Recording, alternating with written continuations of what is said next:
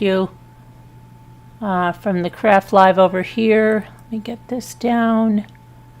As I said, the Paul Canero trial, let me make sure, from the Craft Live over was canceled today because a juror was sick. The au pair trial doesn't have court on Friday. They are all off on Monday because of President's Day. So there's a hiatus right now. And the only one that was going on that we follow is the Uvalde. And I didn't watch that one. I was doing other stuff today. I am still going to catch up a little bit on Canero. There's a lot of stuff with the defense attorney and the judge. They seem to be bumping heads a lot on stuff. And so anyway, that's what we have there. And we're going to take a look at other true crime headlines.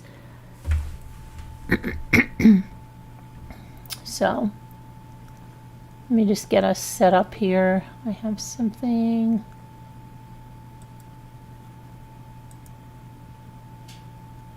Okay. And let me go and grab and see what we have to discuss tonight. There's an 8-year-old, I guess, let me see, I believe she was in Arizona. She was missing, sadly found deceased. Oh, come on, what is this?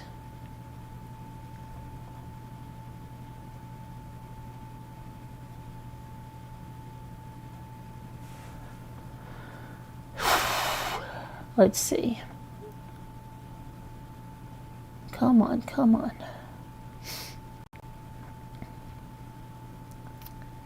It was, let's see what happened here. An 8-year-old Arizona girl vanished on Thursday. She's been found dead. Navajo police announced that Malika Boone's death, though they did not, provide specifics aside from saying that their search came to an end in Coal Mine. Boone was last on foot in the vicinity of Coal Mine, near the Coal Mine Navajo housing. A turquoise alert was activated because Boone is indigenous and Coal Mine is located in the Navajo Nation. Navajo police say the FBI canceled the alert. The FBI is involved in the ongoing investigation into Boone's disappearance and death. The cause of death has not been disclosed. It's unclear whether foul play is suspected. And details of when Malika Boone was last seen from her family and community members is still under investigation, they say, and it's a developing story. So more on that sad case. And then really and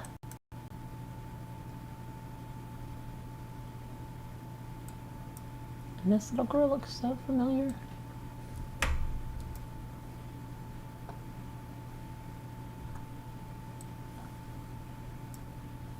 We have an 18-year-old Minnesota daycare worker has been arrested for the death of an 11-month-old baby in her care at the Rocking Horse Ranch Child Care Center. Police said that Thea Ludmilla Russell admitted to suffocating, it's a little boy, Harvey Mucklebust last September and reportedly told investigators she did so as an attention-seeking measure. The investigation began on September 19th when police were called to assist after a 4-month-old girl was found not breathing and with blood and foam near her nose and mouth. The girl was taken by her parents to the hospital where she was assessed and released, and she had no further issues over the weekend. But when the little girl returned to the daycare center, she was once again found not breathing and taken to the hospital again. 2 hours later, Russell herself called 911 to say that another child, Mucklebust, wasn't breathing. Police and medics tried to revive the boy before taking him to the hospital, where he died at 11:30 a.m. Unbelievable. Clear pattern emerged. Sounds like that nurse in the UK. She had last contact with each of the affected children prior to these events Investigators began to look into Russell's background. They found a troubling pattern of attention-seeking behavior, which included calling 911 to report nonsensical incidents, hanging up, starting fires at church camp, and behaving erratically towards other children. Police arrested her on Tuesday as she confessed to intentionally suffocating the two children as an intention-seeking act and providing details of how each was carried out, including the murder. She has worked at the daycare center she had worked there for just 3 weeks. The center lost its license and remains closed, although it's appealing the closure decision. She's charged with the murder for Munklebuss's death and assault for the child who survived. Believable.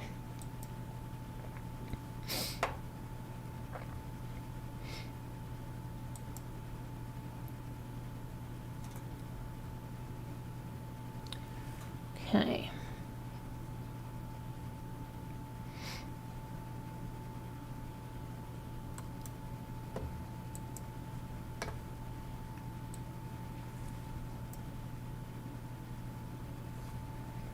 I'm going to go to Pennsylvania. A Pennsylvania man has been charged with a horrific case of child abuse that killed his 12-year-old daughter, has entered his plea into a plea deal to avoid the death penalty. Rendell Hoagland, 54 years old, pled guilty to first-degree murder, conspiracy, kidnapping, and other charges for the May 2024 death of Melinda Hoagland.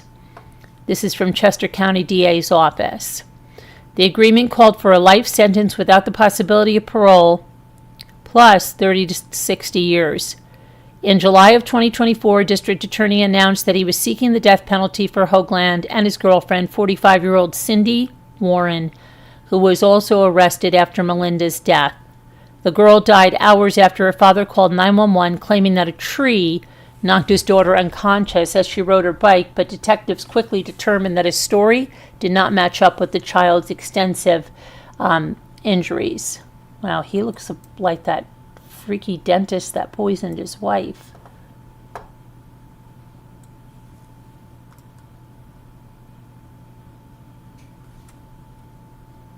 Doctors found that Melinda weighed 50 pounds when she died and had 6 broken bones, numerous lacerations and bruises, and liver damage.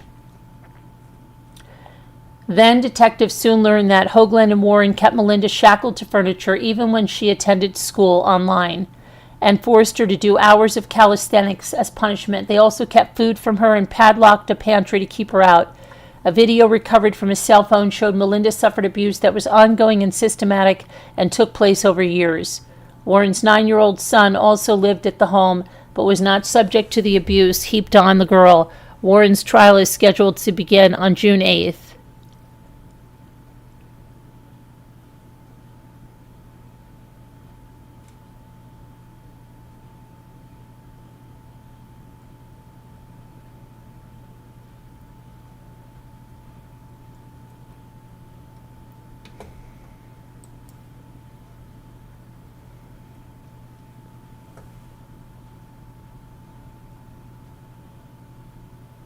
Okay, let's see what happened here. So I said Ellen Greenberg. There's some action on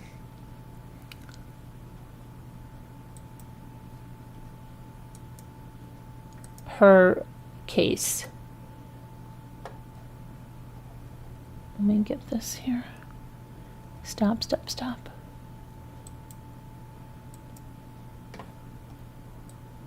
And we've covered this case extensively. There. Let's see what we've got here. We have the U.S. Attorney's Office for the Eastern District of Pennsylvania asked to review information in the Ellen Greenberg case. The first-grade Pennsylvania teacher that was found stabbed over 20 times in her Manayunk apartment. The federal government requested documents last month from the Philadelphia Police Department in connection with the case. So far, it's uncertain when federal investigators became involved, and if and when they will release additional details. The Philadelphia Inquirer reports that although the sources wanted to remain anonymous, A U.S. Attorney Office spokesperson said the agency would neither confirm nor deny the existence of an investigation. Ellen was found deceased in her apartment in 2011. Her fiancé at the time, Sam Goldberg, said he left for the gym while Ellen was chopping up fruit in the kitchen. He returned to find the front door locked with the swing lock attached. And he said that he called and texted Ellen numerous times, but when he couldn't get an answer and he couldn't get help from the apartment management, he broke the lock and walked inside. Ellen was found slumped over in the kitchen with some upper body shoulders resting against the lower half of the white kitchen cabinets, according to the court documents. He has not been named a suspect in the case, but Nancy Grace is a co-author of a book, What Happened to Ellen, An American Miscarriage of Justice. She questioned the cause of death during CrimeCon Denver, referencing Ellen's behavior shortly before the stabbings. She filled up her car with gas, which is forward thinking. When you're suicidal, you're not thinking about filling up your car with gas. Meanwhile, the attorney for the Greenberg family, Joseph Podraza Jr., said that Ellen's parents, Dr. Josh and Sandy Greenberg, are ecstatic about the information. If that is in fact correct and accurate, then the federal government is going to investigate. This is exactly what we've wanted all along, said the attorney. It's unfortunate it's taken more than 7 years to get to this point, but we are really grateful and thankful to the U.S. attorneys, and of course are available to assist in any way we can in helping with their investigation. So we'll see what happens there.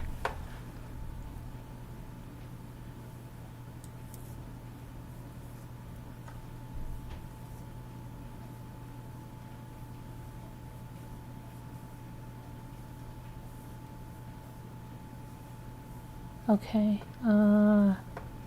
dad who drugged the preteens and his daughter settles his civil.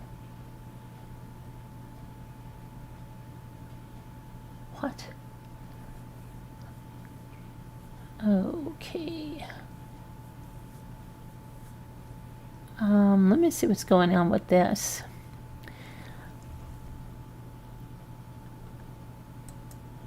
Did they find this little boy or what? Come on, let me see. There's a boy missing in Cleveland, North Carolina. I guess it's...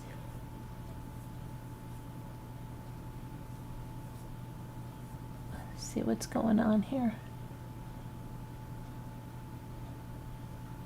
The Iredell County Sheriff's Office is asking for the public's help locating a missing teenager. Gideon Andrew Ferguson, 14, was reported missing on Wednesday. Let's get a picture of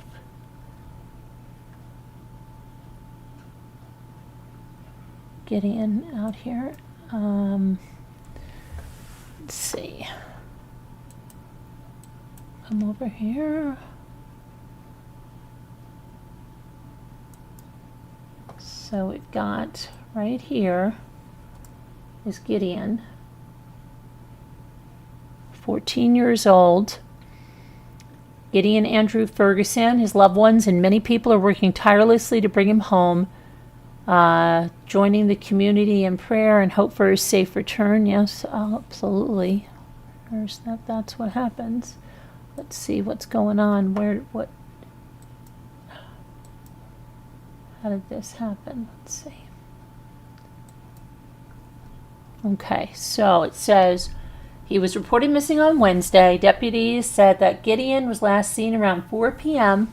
at his home on Watermoss Drive off of Triplet Road in the Amity Hill community.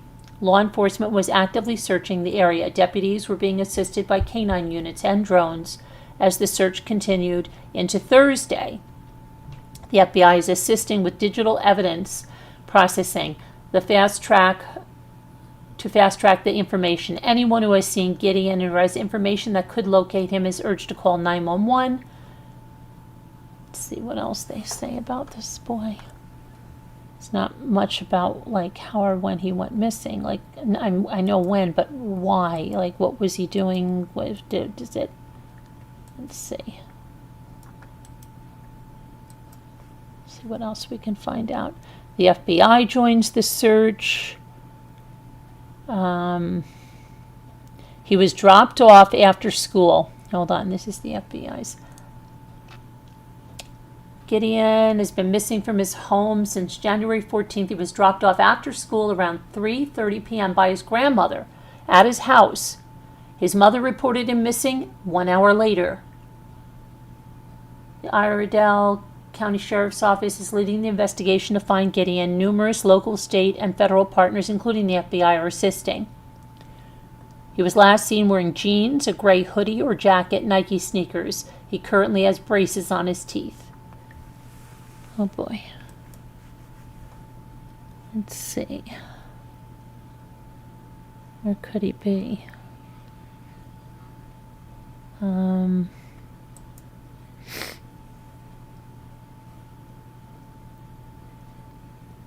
Search is continuing. Day 3. Let me see if anybody's saying anything here about this. Okay. There are no significant new developments to report beyond the continued expansion of search efforts. Resources from across the state are currently deployed to assist with the ground search. There's assets from Burke County and Nash County on scene.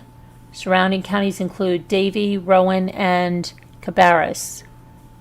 FBI is involved, continues to utilize its investigative tools, including access to media platforms, gaming systems, and potentially cellular data. We can also confirm that Gideon changed clothing prior to his disappearance. Many have asked why a clothing description has not been released. The reason is simple. Neither law enforcement nor his parents know what he was wearing at the time he went missing. The clothing he wore to school on Wednesday was located during the early hours of the investigation that same day. Any additional verified information will be shared as it becomes available. Until then, we ask the community to continue praying for a miracle and for Gideon's safe return. Now, is that normal? I'd want to know that. Is that normal for him to change his clothing after school, or is that something that's a red flag there? So nobody knows what he's wearing. So that other little clothing that they put in there must have been what he wore to school. And so there's been no sighting of him.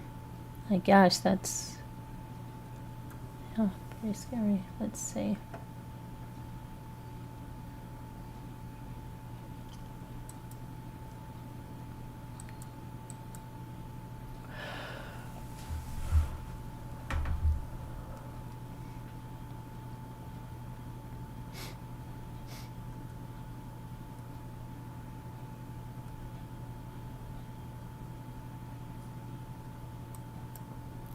Did they find this girl? Hold on a minute. Chicago Police Department wearing a black Haley. Ala Marie Lozano Gayton. Let's see. Hopefully there's some good news there. I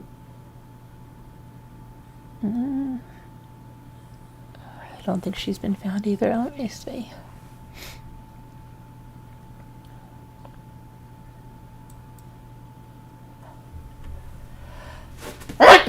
Sorry, I'm gonna sneeze.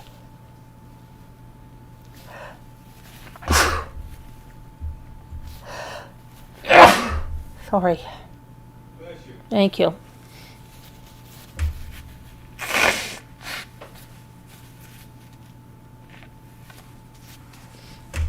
Okay, Ali Marie Lozano Gayton.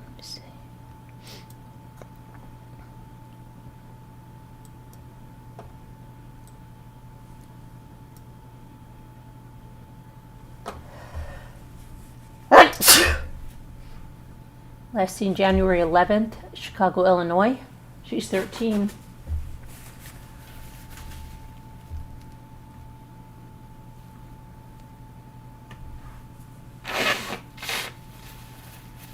Sorry about that. Let's see. Last seen January 11th in the 2600 block of West 36th Street in Chicago, Illinois. She was last seen to be wearing a black hooded sweatshirt, Spider-Man logo, black jeans, and black gym shoes. She's described as a Hispanic female, standing about 5'5" inches tall, weighing approximately 100 pounds, with brown hair and brown eyes.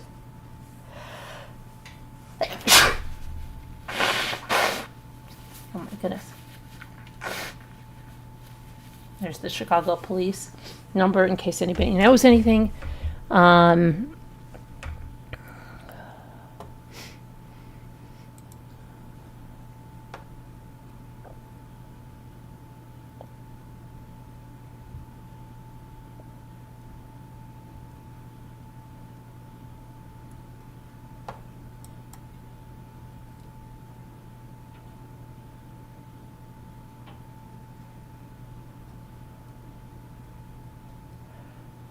Okay. Now, what was I doing here? Okay, we were trying to see if there was any more information on that, but I don't see any, so hopefully these two kids get home safely.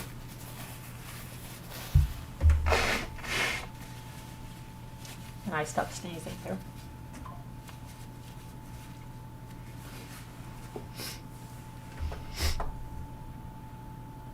Okay, let me get back to, let's see what else is up with the headlines, right?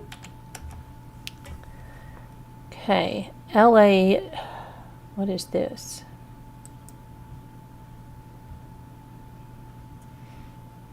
LA triple murder was gruesome murder-suicide. Shooting inside a Lakewood home that left 3 people dead, including a 17-year-old girl, has been ruled a murder-suicide.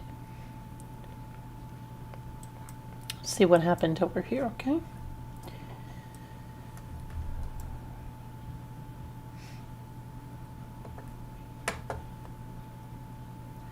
The victims, a man, woman, and the teenage girl, were found inside a home on Lorelei Avenue near, oh gosh, I've heard that before. South Street, each suffering gunshot wounds to the upper torso. Their identities have not been released. Police also detained 1 adult surviving adult female without providing any additional information.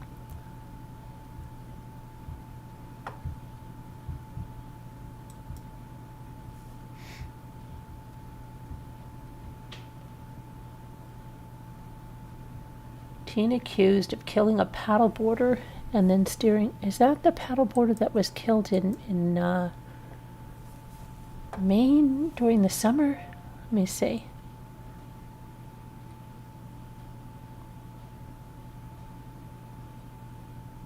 Yes. Oh my goodness.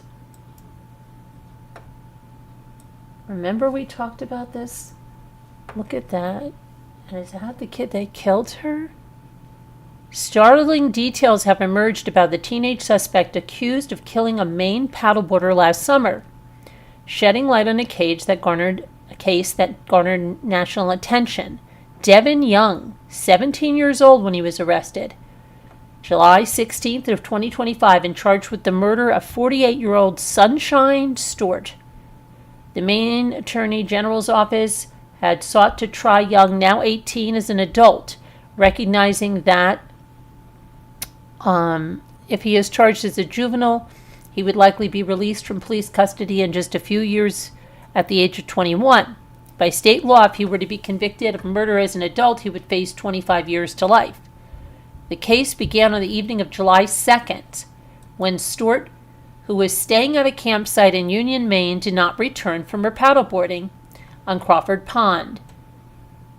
After her disappearance was reported, responding authorities found her body on an island at the center of the pond, and they ruled her death a homicide.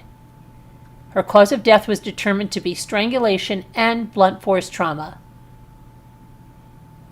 Young was on a family vacation at Micmac Cove Campground, the same place Stewart was staying. On the evening of her disappearance, the teenager is believed to have taken his small fishing boat out to Crawford Pond, less than an hour before Sunshine Stewart went paddleboarding. What would make this kid do this? This is crazy. In the ensuing days of the investigation, Young allegedly inserted himself into the case. According to the owner of the campground, Catherine Lunt, the suspect volunteered to help investigators. Oh, I guess he was proud. He wanted to see what. He said he had some information, and he took them in the opposite direction of where she was found. Authorities felt their suspect was likely in the area given that the land was largely private and rural, and investigators, as they searched for clues, Young allegedly feigned ignorance and innocence for 2 weeks until he was arrested on July 16th. The fact that this individual was in this campground for 2 weeks is haunting. He was not on anyone's radar.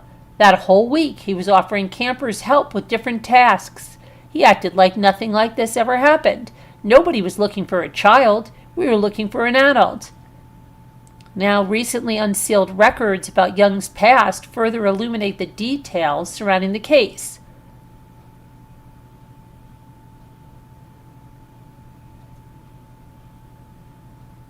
Let's see what they have. They have a report. Its details adds a whole new dimension to a case that was one. Hold on a minute. Sometime around January 4th of 2023, the Maine Department of Health and Human Services told the Waldo County Sheriff's Office that Young had been given a black eye by an adult. A deputy responded to Young's school to talk to him about it, but he was reportedly reticent, not offering up information and becoming disruptive in the school. A redacted name in the report also warned the officer that Young was big and that they were afraid he could get angry. That same day, the deputy went to Young's home, where another person, whose name was also redacted, reportedly said Young has bad spells if his medication is not on board. While this person and the teen were outside the home, the suspect allegedly began swearing and throwing objects. When he gets mad, he just freaks out, the person told authorities. The unnamed person said every room in the house has holes in the wall from Young punching them. The person also said Young will break things if he doesn't get his way. They allegedly admitted to slapping the teen. The officer continued to investigate and learned that another person said Young attacked her a few months earlier, leaving her with a bloody and bruised face. She reported showing authorities a photo of her injuries and said that Young would hurt her if they weren't getting along. According to the report, the woman said Young suffered from ADHD and defiance disorder and had spent time at a psychiatric hospital in Bangor, Maine. It's unclear when the court will make a decision about whether Young can be tried as an adult. The town of Union is a small town with 2,300 people located in southern Maine, about 15 miles from the coast. Wow. That's craziness.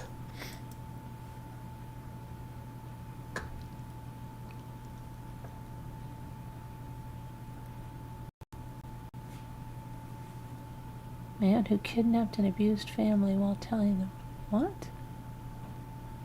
I miss my old mom.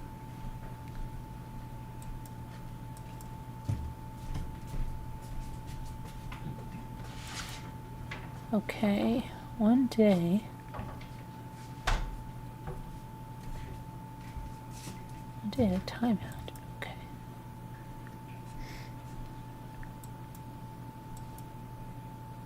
Paracetamol is safe in pregnancy.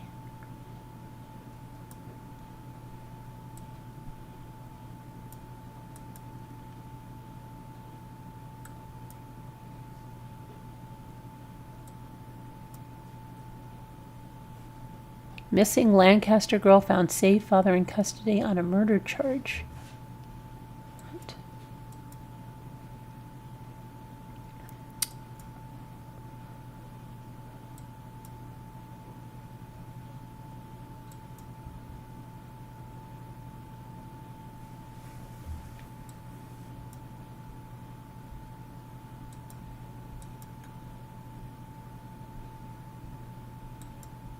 Okay, 8-year-old stepped while saving her mother from a knife-wielding husband.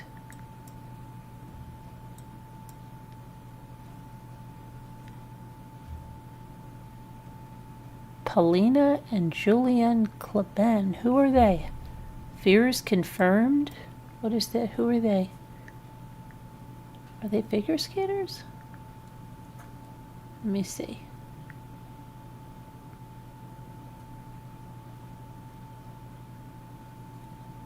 Oh, an influencer couple? Oh, what's that? Okay, let's see.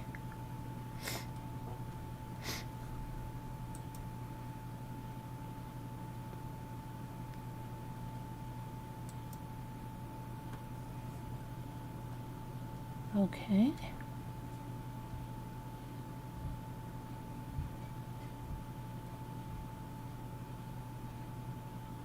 Oh my goodness, Florida man dies in an accident with a dough mixer at a grocery store. Remember that girl that died in the oven at Walmart? Woman died after Universal's Revenge of the Mummy ride. What happened there?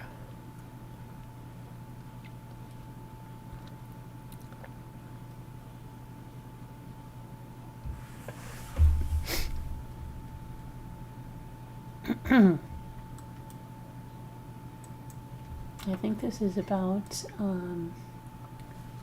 let's see. The state's quarterly theme park injury report for the final 3 months of 2025 includes a November 25th death following a ride on Revenge of the Mummy, an indoor roller coaster at Universal Studios, Florida. An unidentified 70-year-old woman was unresponsive and later died at the hospital.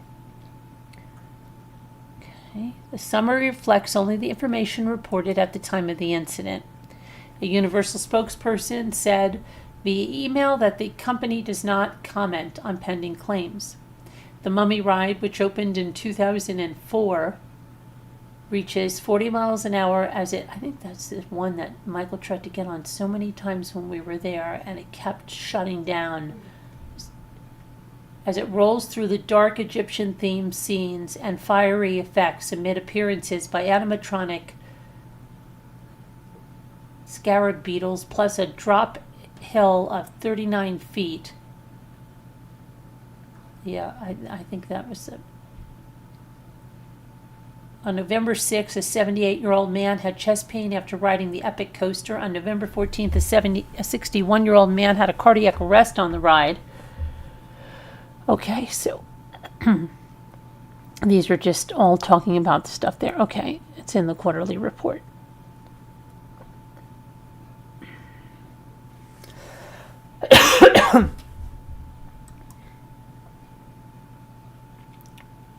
Professor's brutal murder on campus.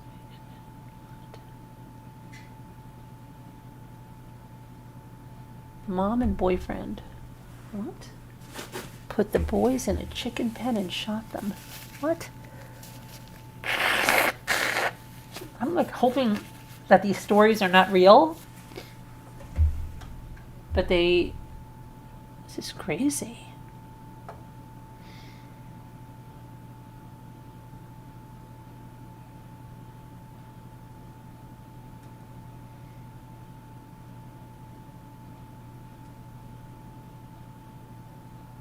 Killer husband refuses to attend court to be sentenced for his wife murder.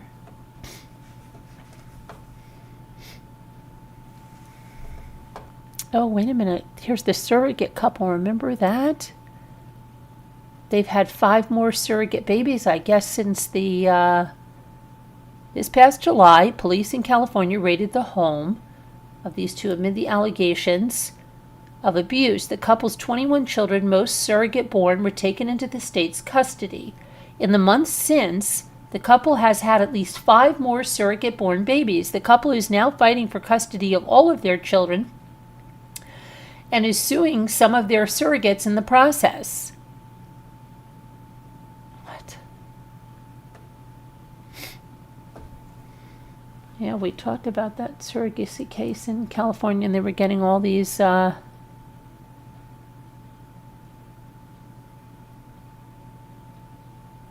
former Nickelodeon child star Kiana Underwood killed in hit and run in New York.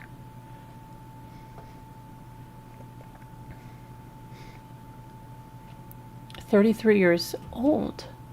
She appeared on the 2005 All That.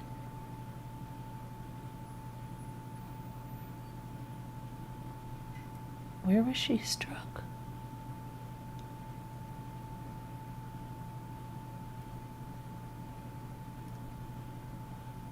I'm trying to see where she was, what part of New York? Brooklyn. She was dragged down. Oh my gosh. Hit and run collision that left her dead after she was dragged down 2 Brooklyn blocks early Friday morning. Wow. A gray vehicle driven by an unknown suspect was traveling west on Pitkin Avenue and struck her as she crossed the street at Pitkin and Mother Gaston Boulevard. Kiana was left lying motionless in the roadway after being dragged under the car for nearly 2 blocks. Oh my gosh.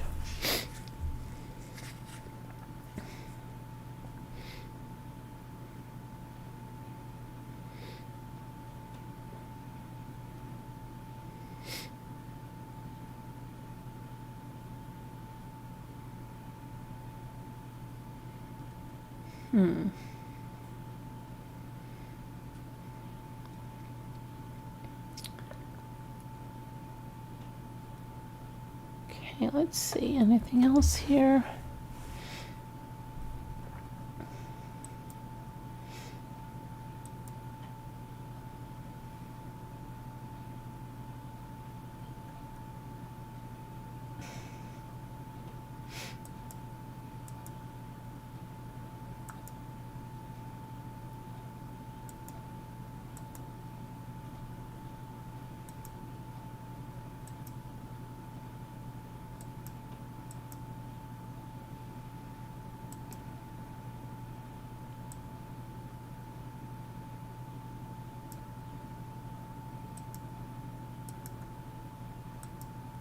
Trying to see what else is going on. Nick Reiner was reportedly under a conservatorship years before the family tragedy.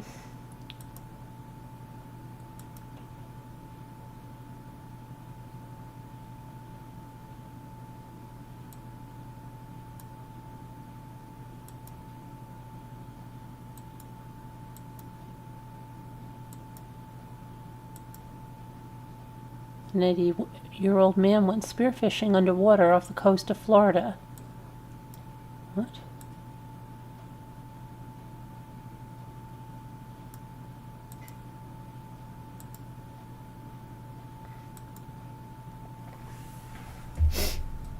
There's really, I'm telling you, there's something going on. It's bizarre with what they're trying to put out, like old stories, or so, like there's like not, what is there, not enough stuff, or it's like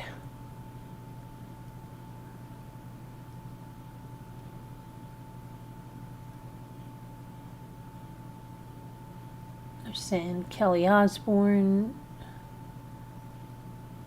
I know she looks too thin.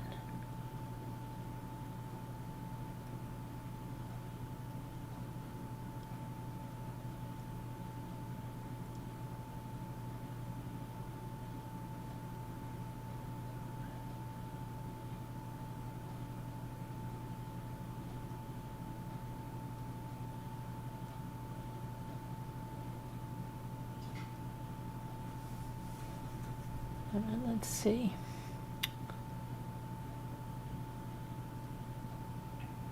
American Pickers canceled by History Channel after Daniel Colby was funding.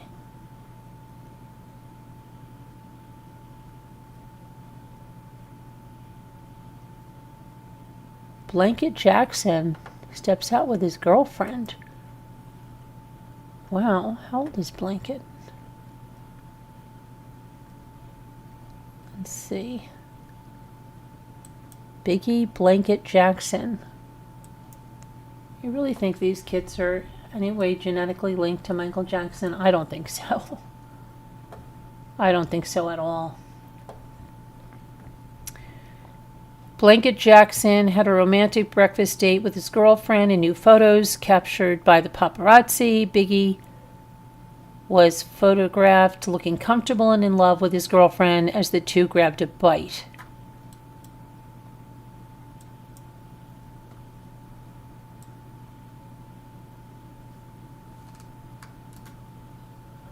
I don't think these are his genetic children at all.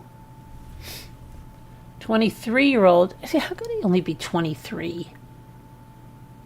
How could he only be 23? Let me think about something. Then he would be... I just don't see how he can only be 23, because I remember when the heck was Michael Jackson like freaking out with the hanging him over the balcony? He was like a year old, right? He's the youngest child of Michael Jackson. He's the most private of his siblings, Paris and Prince. Rarely photographed attending public events. Earlier this week, he was photographed grabbing some breakfast with his girlfriend at the Oaks Gourmet Market and Coffee in Los Angeles. The pair were dressed comfortably. Biggie was wearing a black Darth Vader t-shirt, white shorts, and black sneakers. Okay, and this is making...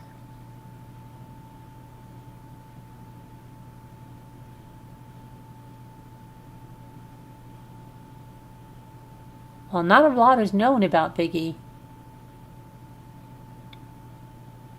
Or is it BG? I don't know how you pronounce that. B-I-G-I. I don't know how they're pronouncing. God bless you. His passionate advocate for environmental issues. He rarely gives any interviews. Let's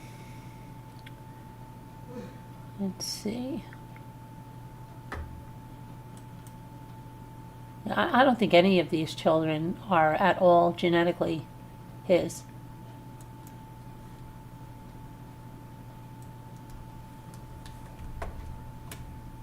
None of them look like him at all.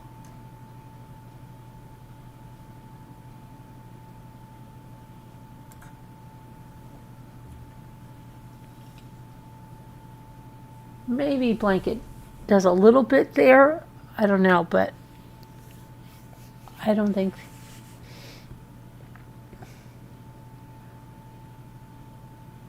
The oldest Prince looks nothing like him.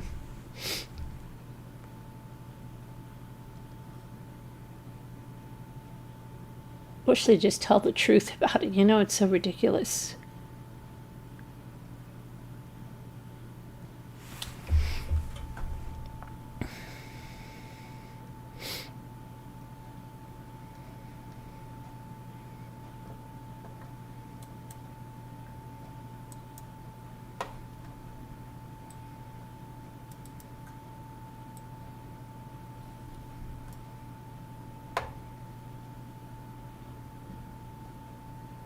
This is definitely, there's no genetics here. Sorry. There, I don't know. None here as well.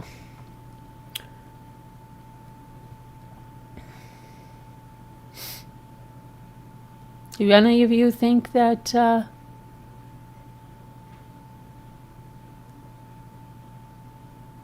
those kids, any of them, have their father's DNA? Anybody think that? That their father is, that Michael Jackson is the biological father of any of those kids? Let me go back to the chat. Does anybody think that he's the father of any of those kids? Biological father? Hi, High Speed. If Paris identifies as black, then she believes Michael is her real father. Maybe they don't even know.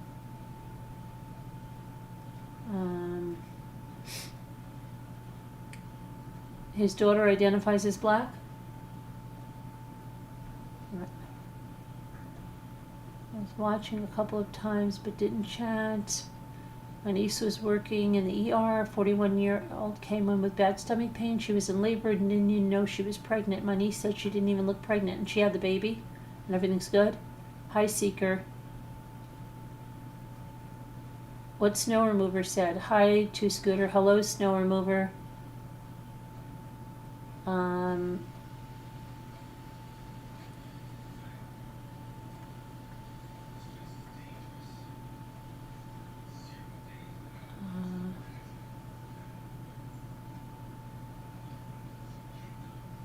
Does anybody believe that these are Michael's kids genetically?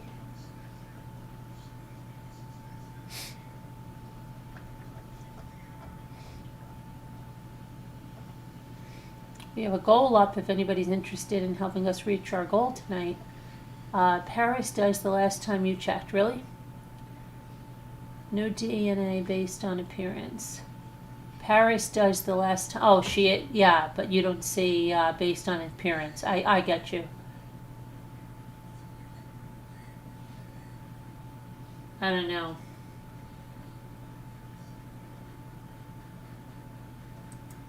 Yeah, I know they're from surrogates, but they could still have his sperm.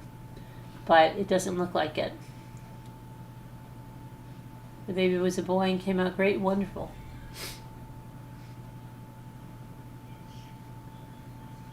Wonderful, wonderful, wonderful.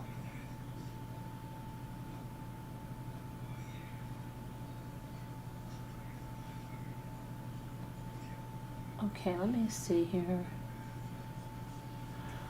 Oh, let's go on and check something else.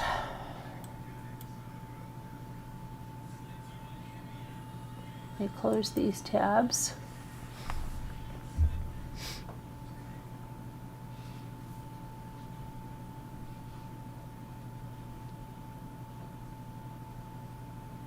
They're supposed to be. I like streaming. Okay, we are.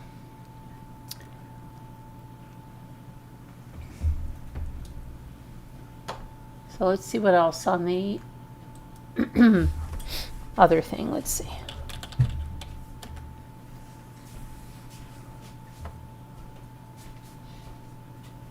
All right.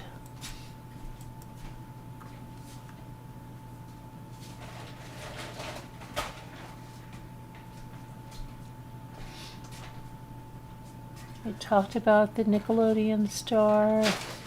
Surgeon of influencer who died after cosmetic surgery allegedly admits she did not have a medical degree. Oh, okay.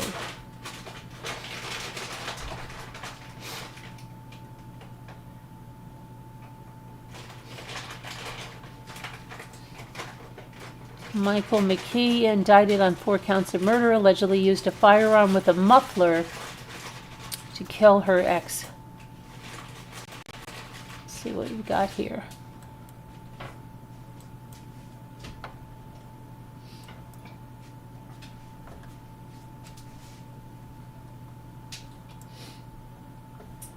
The grand jury indicted Michael McKee on 4 counts of aggravated murder in the deaths of his ex, Monica Tippie, and her husband Spencer, who's the dentist. Michael McKee, the vascular surgeon accused of murdering his ex-wife, and her dentist husband Spencer, is facing new charges ahead of his extradition from Illinois to Ohio. A grand jury in Franklin County voted to indict McKee on 4 counts of aggravated murder and a single count of aggravated robbery on Friday, January 16th. Prosecutors also allege that McKee used a firearm with a muffler, according to a copy of the grand jury indictment. Police say that at a press conference earlier in the week that a weapon had been discovered in the search of McKee's property, and it matched the one believed to have been used in the deaths of Monique and Spencer. I have a question. Yeah. How come it's 4 counts? McKee was booked into the Winnebago County Jail on January 10th, nearly 2 weeks after Monique and Spencer were killed inside their Columbus home December 30th. An arrest warrant filed in Franklin County said the detectives were able to identify a suspect through neighborhood surveillance and then track that person to a vehicle which arrived just prior to the homicides and left shortly after. Columbus Police Chief Elaine Bryan said that police also have evidence of McKee being in possession of that car, both before and after the murders of his ex and her husband. Police were able to track McKee via his vehicle to Illinois, where he was taken into custody 450 miles away from the crime scene. McKee has yet to speak publicly about his arrest, with people saying that he evoked his Fifth Amendment right against self-incrimination when interviewed by detectives. He also remained silent during his first court appearance. But no, he spoke a tiny bit. He gave his name. And he waived extradition. Okay. So why 4 counts? That's because I think it's what? What's the matter? Answer me. I've That's said your question. You don't know? He killed 2 people, though, right? he killed 2 people, but there's 4 counts because a lot of times they have different things. I'll look it up.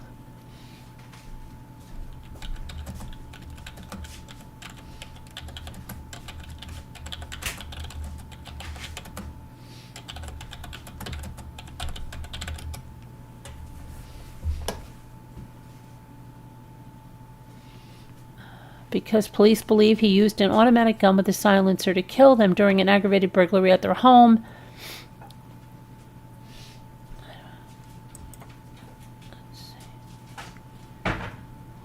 He was charged with 4 counts of murder, specifically aggravated murder.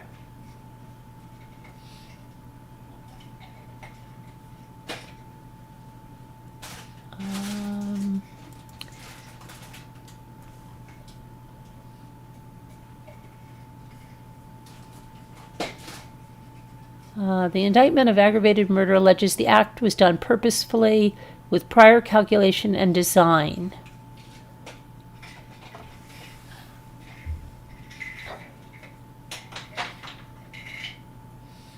In Ohio, aggravated murder carries a maximum penalty of life in prison or even the death penalty. He was originally charged with 2 counts of murder.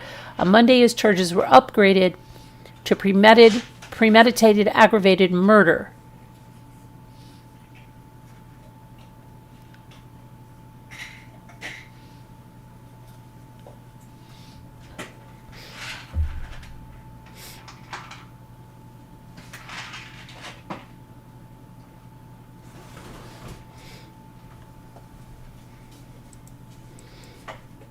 So,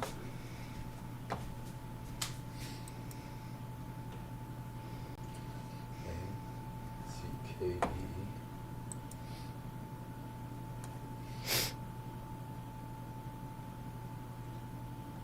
what? I'm trying to see. What's his first name?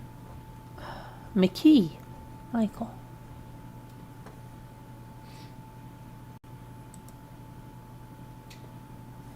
Michael McKee killed an ex-wife and her husband. Yes, we know that. So I'm just wondering, why is this 4 counts? Ah, Now this that's is it. 5 count indictment. Hand it down. You're eating a piece of cake now? That's great. Huh? I'm talking to the chat. It says. Um,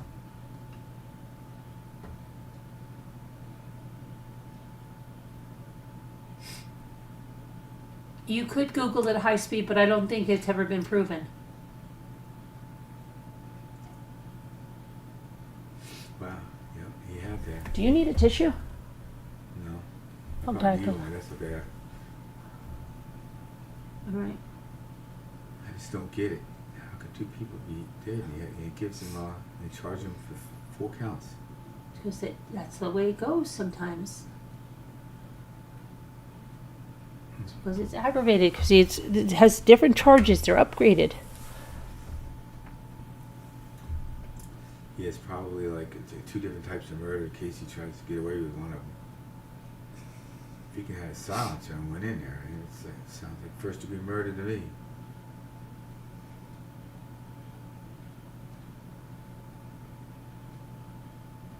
But it was domestic violence related, so try to get out of crime of passion or some crap. No. Maybe. You're not going to get out of crime. No, you're I know not. he's probably not going to get out of that, but I mean, who knows? They're going to Yeah. try everything. Huh? No, they're not. Okay. Okay. Let's see here.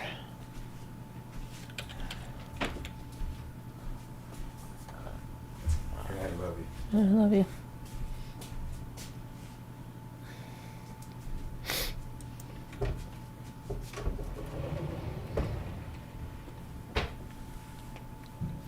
Let's see what else we got. I did something with something. New fiance. Okay. No, I don't think, I can look it up high speed. I don't think any of those kids, let me see. Was it?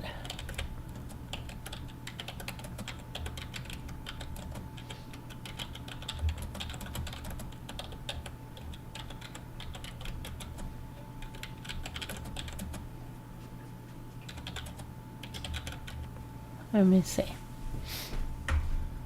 No, it was never definitely proven with public DNA evidence that Michael Jackson was the biological father of his 3 children, with widespread reports and close sources suggesting he used sperm donors, though he was their legal father and raised them as his own. Debbie Rowe, mother of the 2, and a surrogate mother of the youngest were involved, but the actual donors' identities remained private to persistent speculation.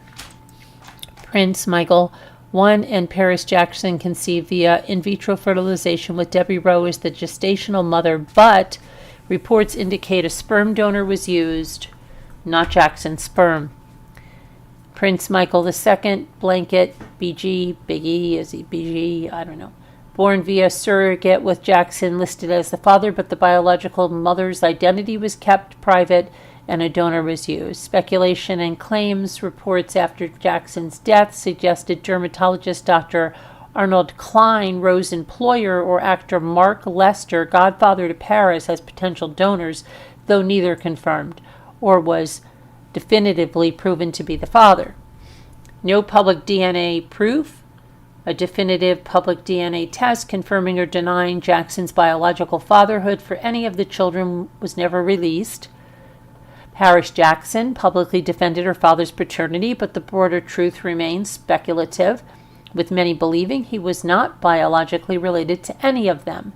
In essence, while Jackson legally and emotionally parented all 3, the biological paternity remains unproven publicly, with strong indications that he used donors for all of his children.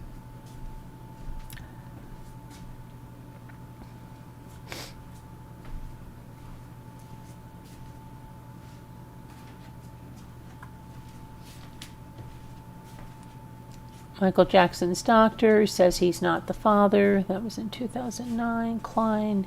Oh, Klein is saying it, not Jackson. I thought not Jackson. Let me see. Okay.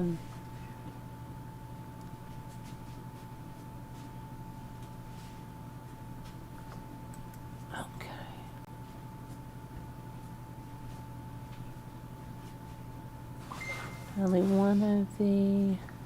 Nope.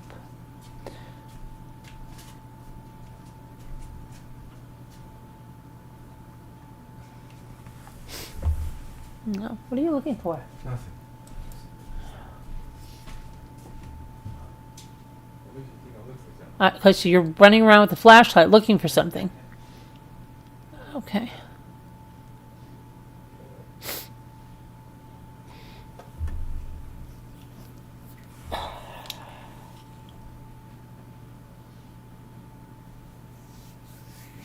Hang on one second.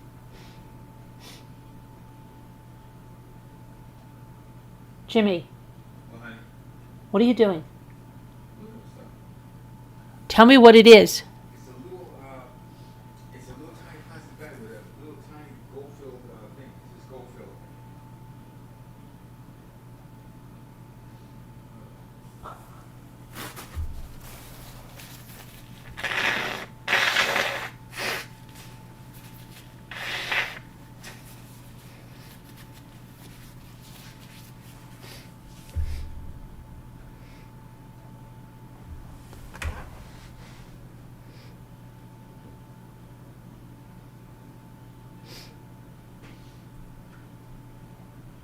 All right. Well, what do you think? You threw it in the garbage? No, it's not. I just had it a while ago. I put it in the top. I didn't throw it in the garbage. I put it down. I can't. It's in around the kitchen here. Something. Okay. Look at me. No, I didn't yet. I knew you weren't. Huh? I forgot. Well, someone to the bathroom there. Just don't worry, man. Just take care of your freaking show.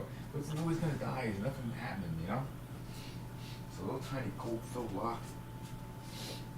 It's not gold, but I figured I'd save it anyway.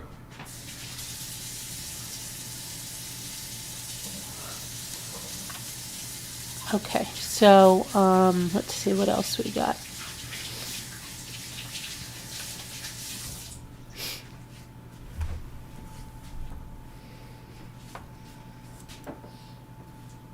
Maybe we'll do something. Let me see here.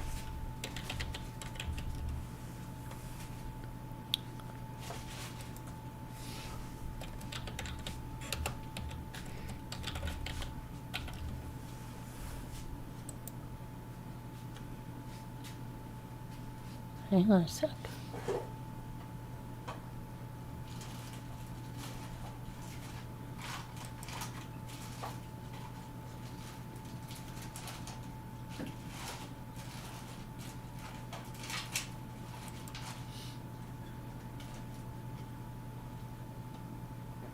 I'm going to do something. Hold on, that we haven't done in a long time.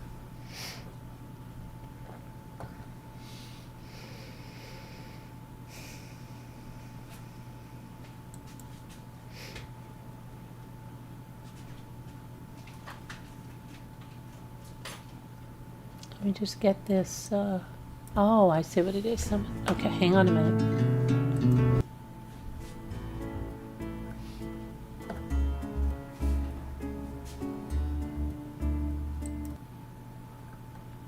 Hold on, I'll find this when I'm done. Or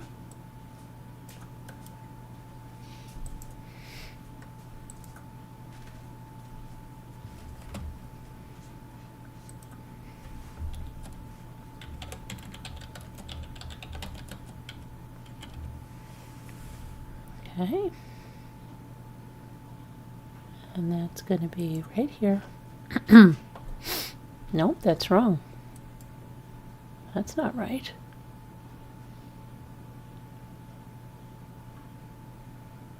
How could that be?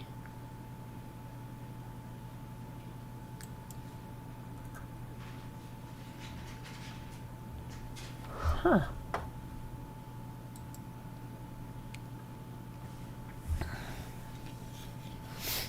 Dang it.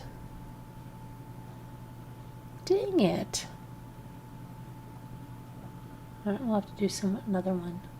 Hang on.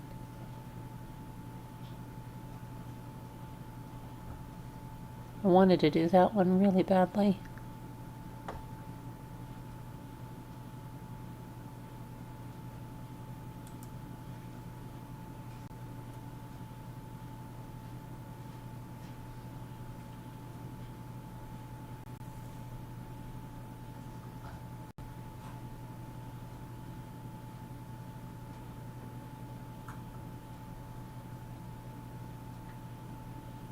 Okay, let's see. Let's go. I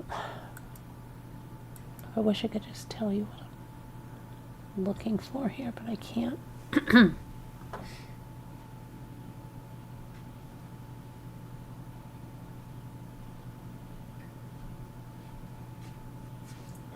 Yes. Right here. What? This thing. Okay. All right, now you can do the other thing.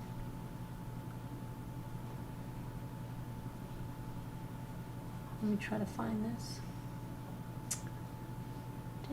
Nab it.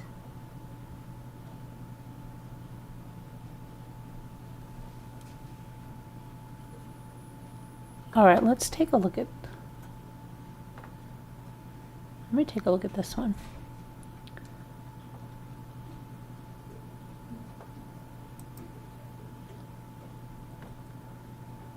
All right, I'm going to take you. Let me make sure I can get it. Come on. Yeah, I think I've got it now. This one. This is a different one. This is not the one I wanted. For those of you that have not been here a long time, this is things we sometimes do, and it's called the real estate game. I'm going to show you a house, and I'm going to tell you where it is. I'm going to tell you about it. and then I'm going to show it to you, and then you're going to try to guess what price it is without looking at Google or anything like that. That's not allowed. Okay. I did. Okay. Pause for a minute. Huh? I don't want to touch the I thing. know. You don't want to touch the button? I no, because I have a fear about it. Because I have a fear that I'm not going to get back All you on. gotta do is turn that thing, like push that button off over here. I have a fear. You don't want to do it? No, I don't want. I think it's going You to. gotta get a new mic. Okay, then I'll get a new mic. Or try one of these right here. I don't want to try another mic. I'm on right now. I wasted enough time. Please let me get into tell them what I okay. So this is. Let me tell you about this now. This is a stunning 1904 home in Quincy Historic District of Florida, offering timeless character and exceptional flexibility with original details such as an operational transoms, antique glass windows, abundant storage, charming kitchen, walk-in pantry, thoughtfully connected an in-law apartment featuring a downstairs primary bedroom with a private bath, second kitchen, access to a private screen porch, ideal for guests or multi-generational living. Welcoming foyer with built-in bookcases, opens to a living room and formal dining room with the option to remove the built-ins for a more open family room or downstairs study, while upstairs the primary bedroom includes a sitting room that can convert to a walk-in closet or additional bedroom. Another bedroom connects via Jack and Jill bath to a study with a closet, storage, and light-filled recreation room. Opens to an additional bedroom. Okay, second story porch. Let's take a look at it, okay? It's in a historic district. It's got a porch swing. Okay, here's the inside. I'm going to get over here. Make sure you guys are still with me here. Okay, good.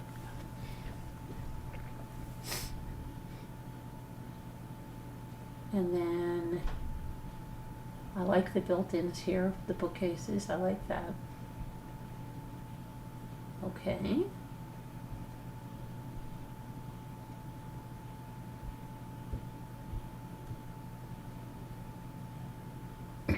Pocket doors.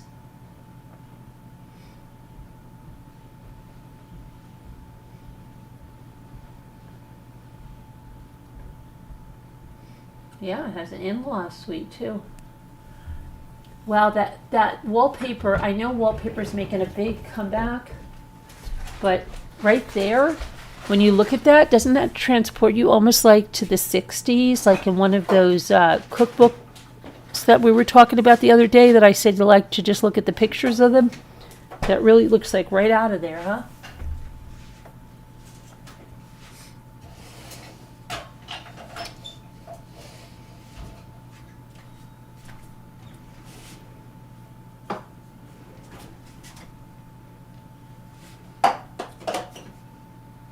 Okay.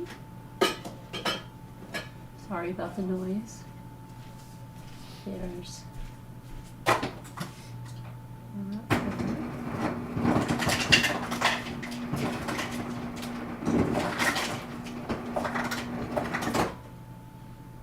Does that say fish? This looks kind of strange. Doesn't it hung that low next to the? It's a little bit weird. But you're not buying the picture.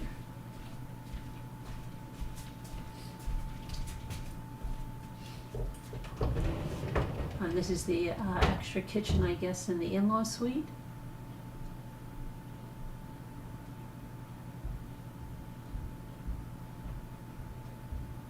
It's quite of a different house for Florida, right? Because usually you don't see those kind of houses down here with all this.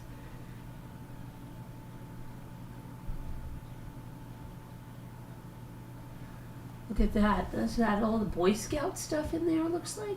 And look at all the little things in there.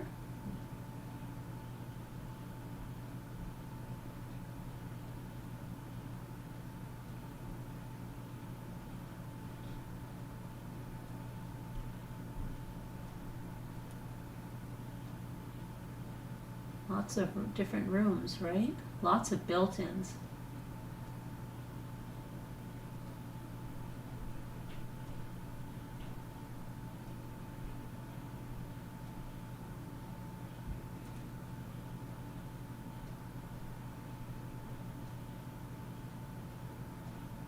Wow, look at all the little, lot of stuff in there, huh?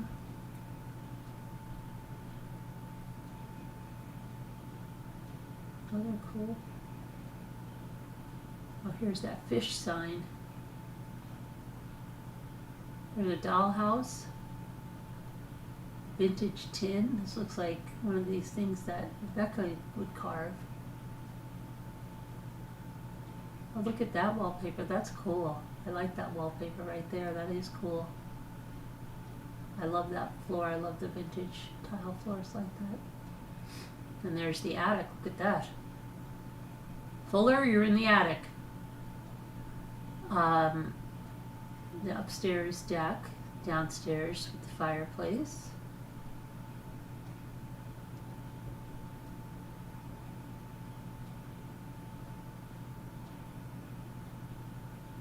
This must be a different part of Florida with the trees like this. This must be more up north, don't you think? I don't know where Quincy is, but I don't see any palm trees. Wow, look at that work table. Look at the molding on that work table. That's something. That is something of a, wow, that's some kind of a shop, isn't it?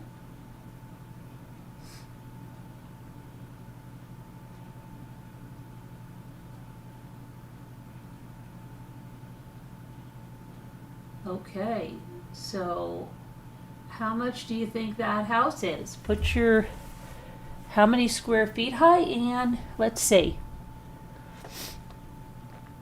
I'll tell you how many square feet, okay? 4,262 square feet. It was built in 1904. It's on 0.64 of an acre, so it's over half of an acre. Has that insulated detached workshop with power and water, making this historic home as functional as it is charming. So that shop is detached and it has its own electric and water in it. Custom outdoor fireplace, patio deck, insulated detached workshop. Okay, so put whatever you think it is. And I'm going to let you know the price, okay?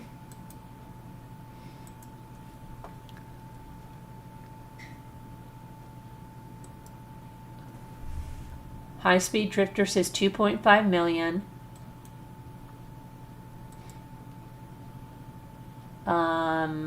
It's in Florida.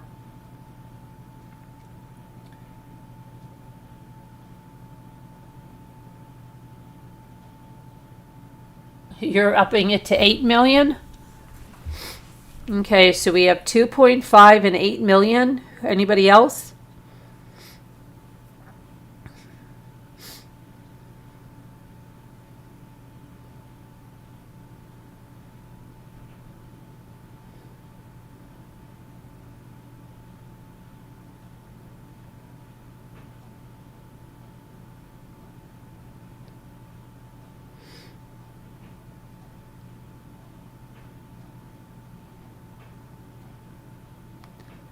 You'll say 1.2 million. Megan Els, 3 million for Seeker. Anybody else? 3 million for Bucky Ann. I have to say you've all overbid. It's 595,000.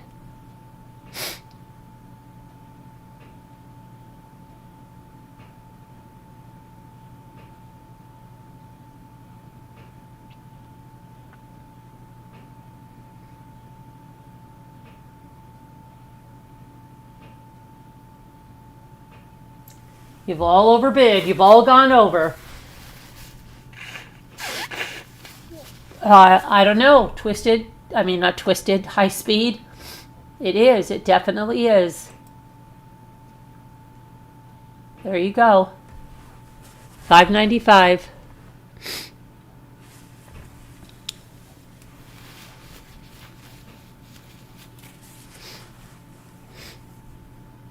Who wants to buy it? I wish somebody would buy one of these houses that I show. So somebody like, oh, come on. Oh my gosh, I'm not good at this. No, don't be, no. And this is a fluke. People would think this is a lot more. I surely would.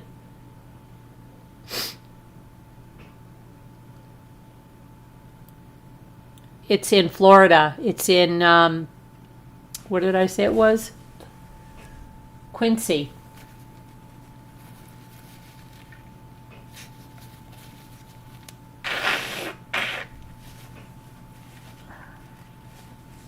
Sorry about that. Quincy, Florida.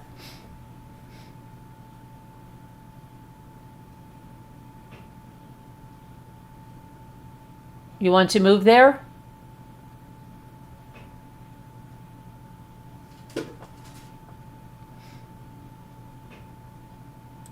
Well, there it is. Whoop, there it is.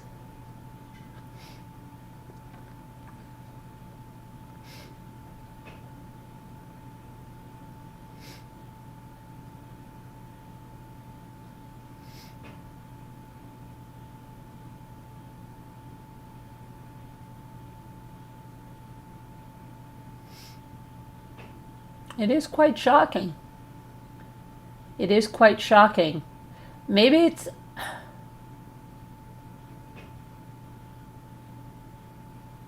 Yeah, let's all buy it together.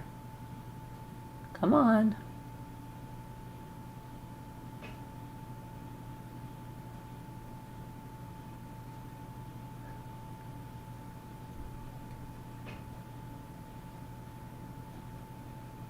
We could have like a Big Brother house, right? That's the content we could do on the channel. Right? We could run like a Big Brother house in it.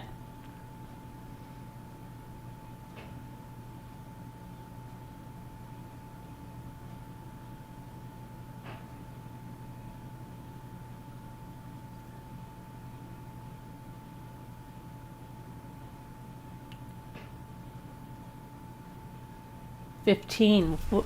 What are you saying? 15? Hi, UHP. Hey, wait a minute. UHP is in Florida. Hey, UHP, did you see this house? Tell us about this house. Why is it so cheap? UHP, why is this house so cheap in Florida?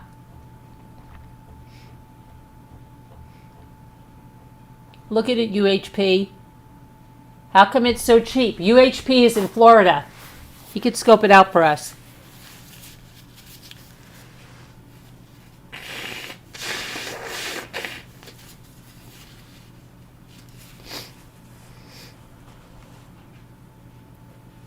Do you know why, UHP? It's got a big workshop too. No, look at it, UHP. Look at the work. Look at it. Look at the size of it. Did you see it? And it's got its own workshop.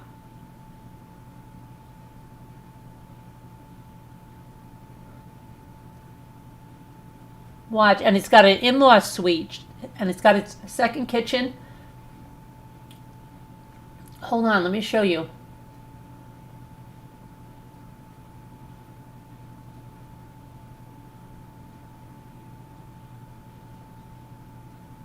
Let me get to it.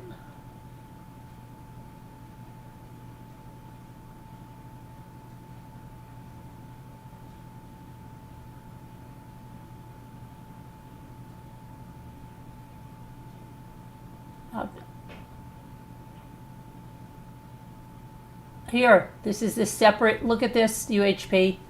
Workshop, and it's got water and electric. And it's separate from the house, too.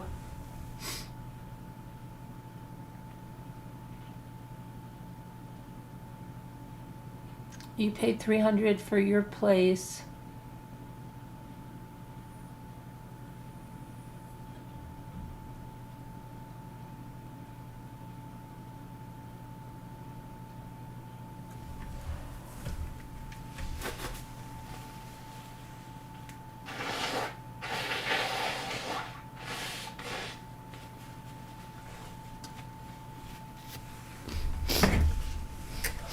I like that. I have one of my own. Okay. Does it show how long it's been listed for? Let's see.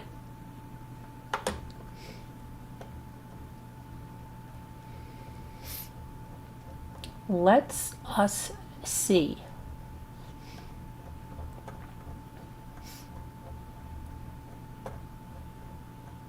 Let us see.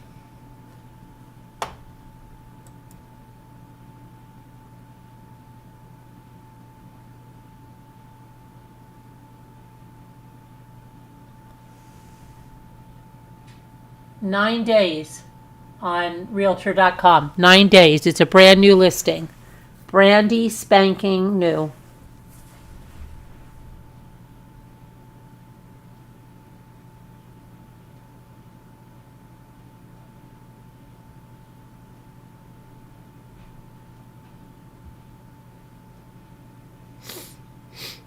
Where did you buy high speed? Where'd you buy? A small border town in California?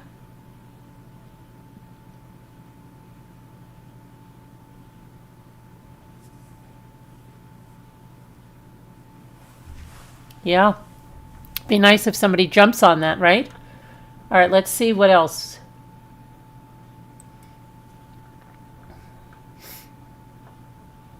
Okay, let's see.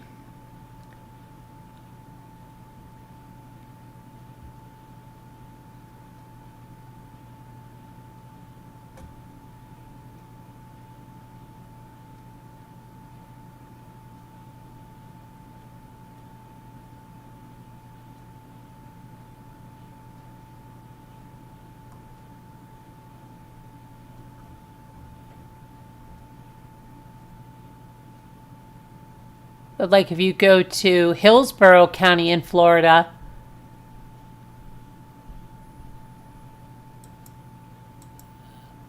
there's a historic home there that's way, let me see, way more than this one. Way, way, way, way, way, way more. So it can't just be Florida UHP.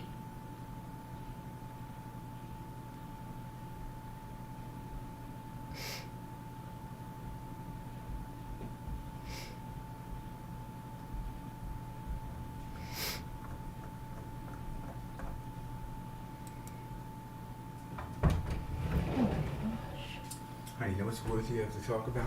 What? We're doing something. Listen, I was going to say something. You know how the judge and other Paul, what's his name? Canero, I already talked about that. Where he chastised that woman? Yep. And then there's the other one where the Charlie Kirk trial, that the judge's not going to let them film the Televised, but we're not, defendant. yeah, we don't. Probably not a good case to cover. I don't think. But anyway, I just wanted to say that you know they because they tried to zoom in on the mouths of the defendant and the attorney, and they're trying to lip read and stuff when they're whispering to each other. Uh-huh. So anyway, all right. So if you guys got something going on, good. Have a good night. Bye. I love you. Good night. I love you. Night, everybody. Oh my goodness.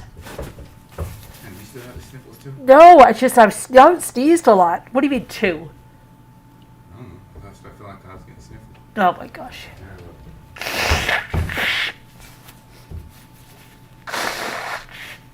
Sorry guys.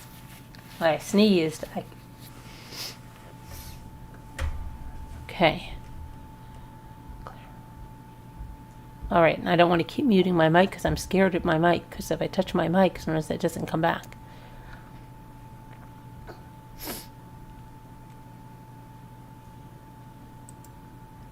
Hold on, I'm going to try to take us somewhere else. I'm trying to find somewhere else for us to look. Hang on, okay?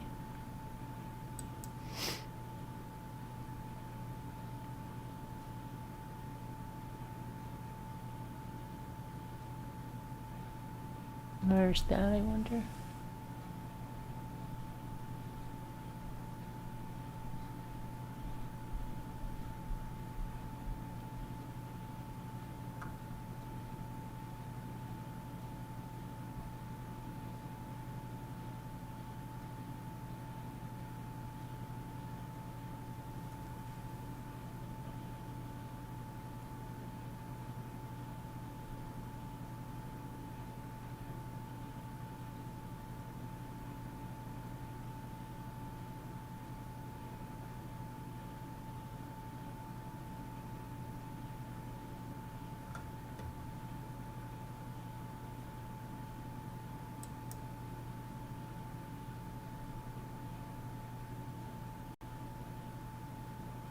Okay, hold on. Wait, I want to show this one.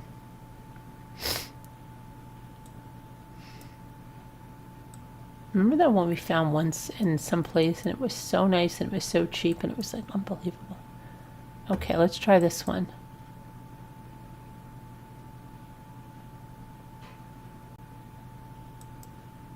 Okay, I'm going to pull this one over. This is in Georgia. This is in Fitzgerald, Georgia. And it has a pool.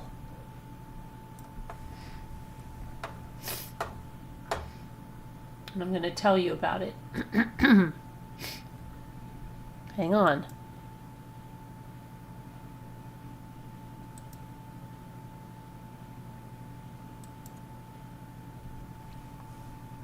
Okay, this is welcome to a charming 1914 home where history meets modern comfort in delightful harmony. It's 2,718 square feet of thoughtfully designed living space that tells a story with every room. Step into the inviting covered porch area. Prepare to be enchanted by the formal living room with fireplace, music room, study, complete with convenient half bath for guests. The formal dining room showcasing stunning antique pressed tin ceilings that will serve as a conversation starter at every dinner party. The heart of the home features a spacious kitchen with an inviting breakfast nook, perfect for casual meals. A large family room provides comfortable gathering space, while the sunroom offers a peaceful retreat, overlooking the sparkling pool and private backyard. The outdoor space truly shines with convenient side deck accessed directly from the kitchen, making grilling effortless, and the pool area creates your own personal oasis for relaxing entertainment. So let's take a look.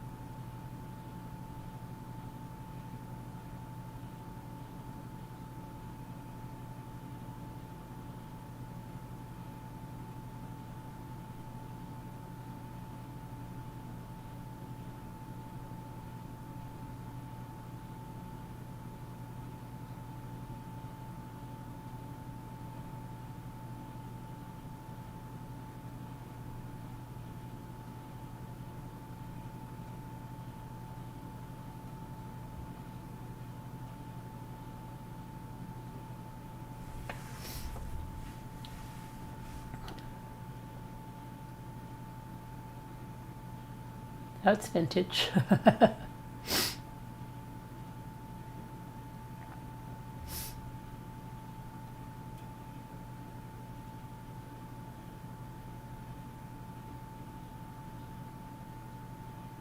pool's nice. Look at that.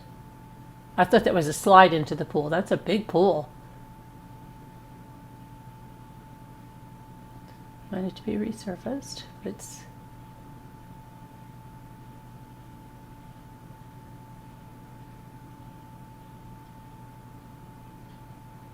Okay, how much do you think that house is? That's in Georgia. Needs a little sprucing, but how much do you think that is?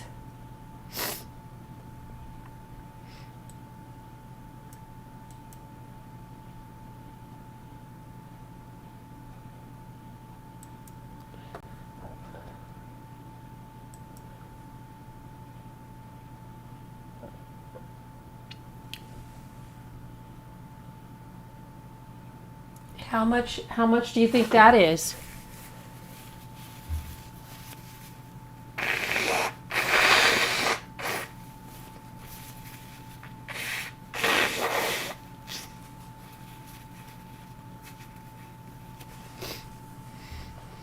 Okay. High speed says 500K.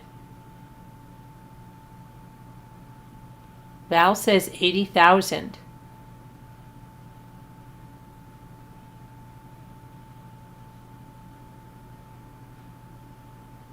$325K, says Megan Els. It's in Georgia. It is in, what did I say? It is in Fitzgerald, Ben Hill County, Georgia.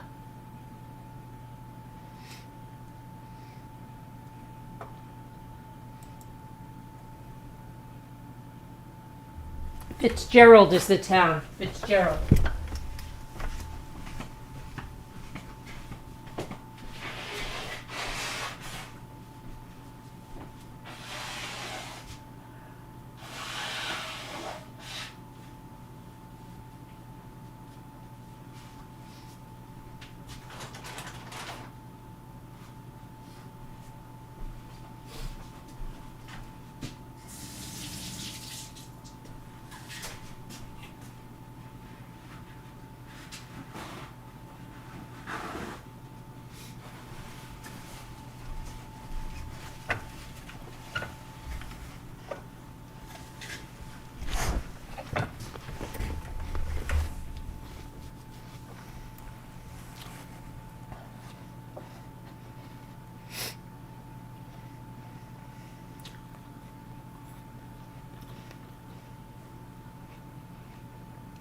Okay, so did everybody put their guess in?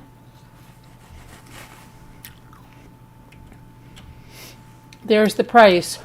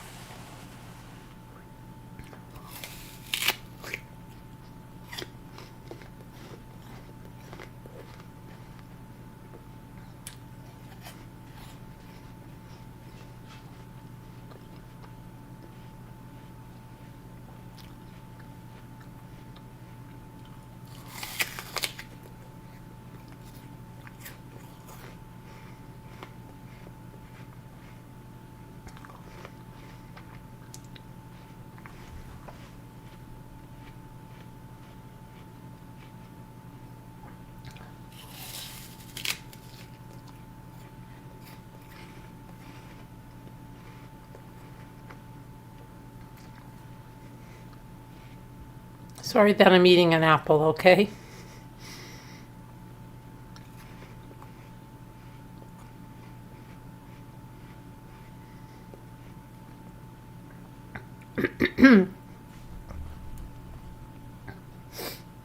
You said 89,000, Val.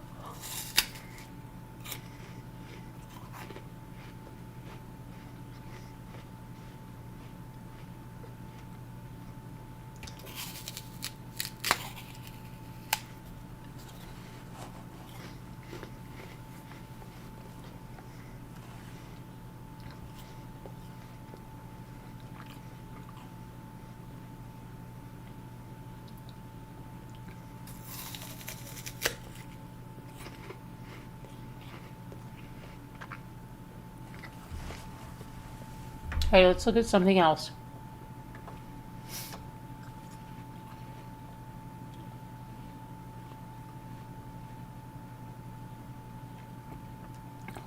Okay, let me let's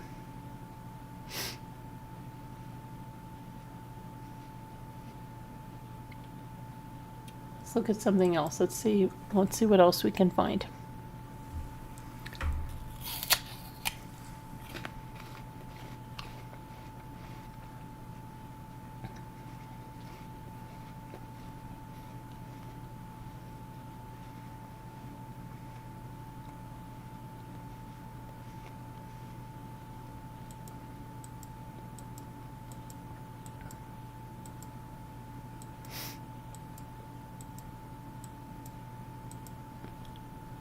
Okay, let's see.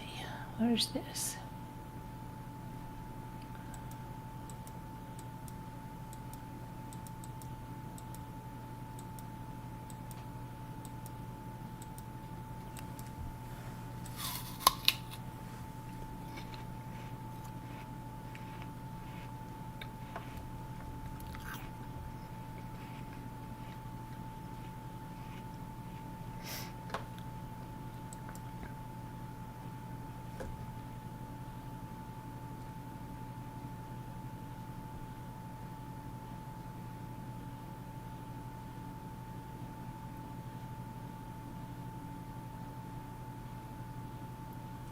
Hey, where's this?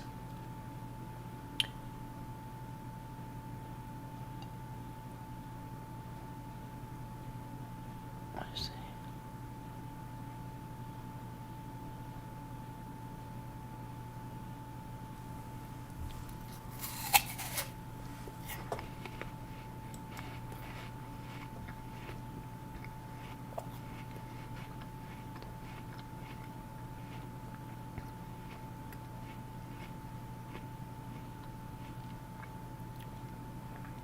Where's this?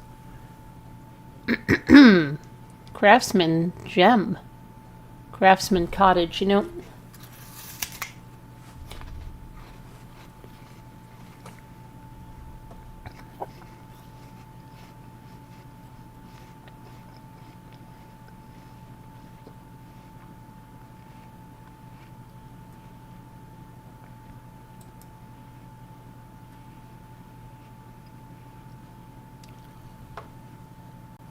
Let's see. I'm trying to find something else good.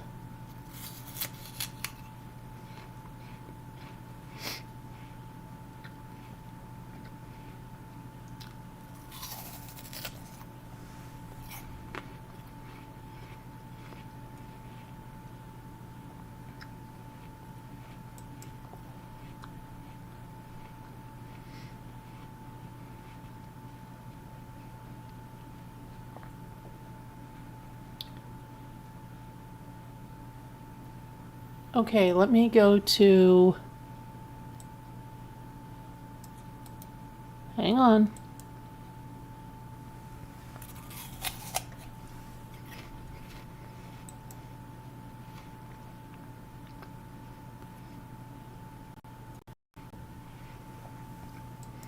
I'm going to go to Reeseville, South Carolina.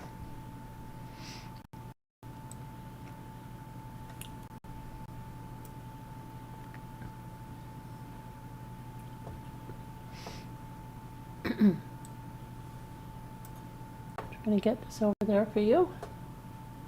Okay, and I'll tell you about it. Hang on.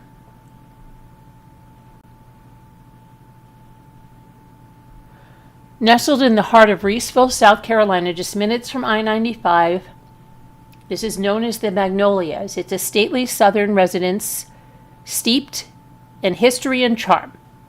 Thought to have been built in the mid to late 19th century by Preston C. Johnston, the home showcases exquisite craftsmanship, including handsome hardwood floors, high ceilings, elegant dental crown molding, and architecturally significant fireplace surrounds.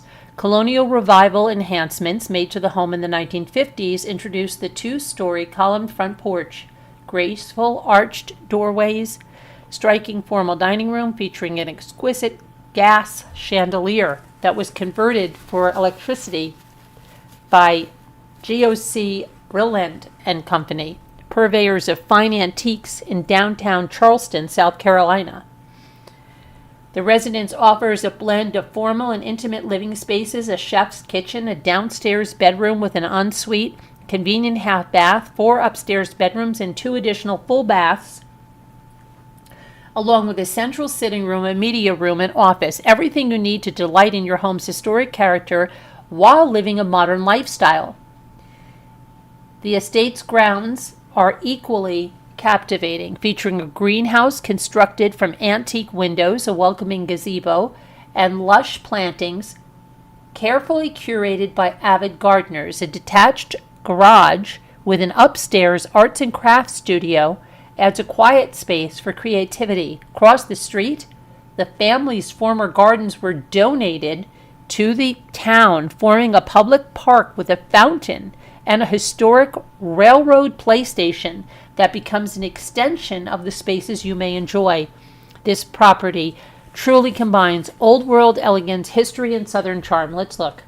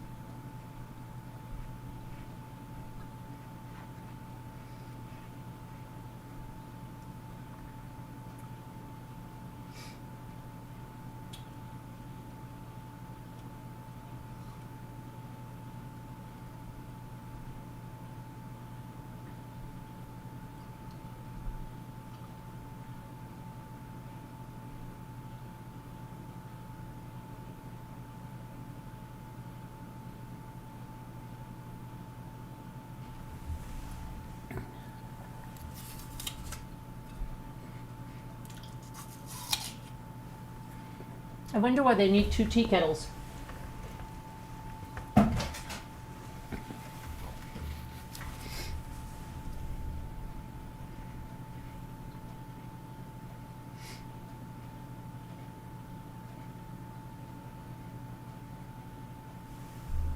They have a Vitamix there, but they can't fit the blender. See, that's why we built a cabinet for it, because it won't fit under there.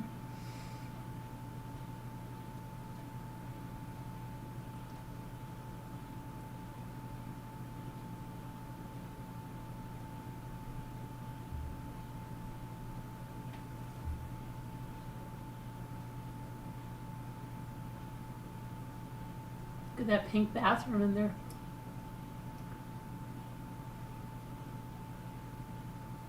This is the downstairs bedroom.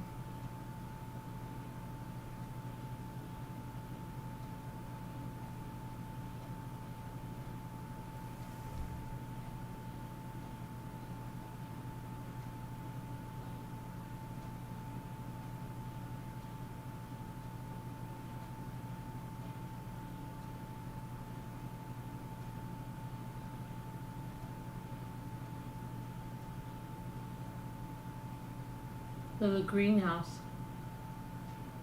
There's a gazebo.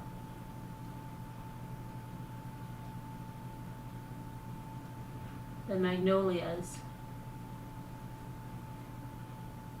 Okay, how much is the magnolias?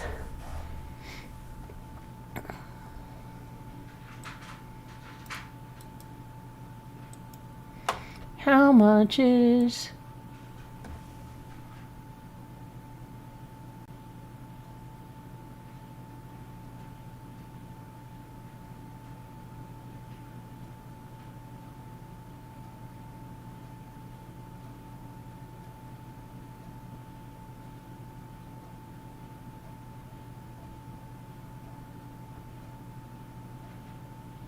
You like this house? Okay. Well, put up what do you think it is?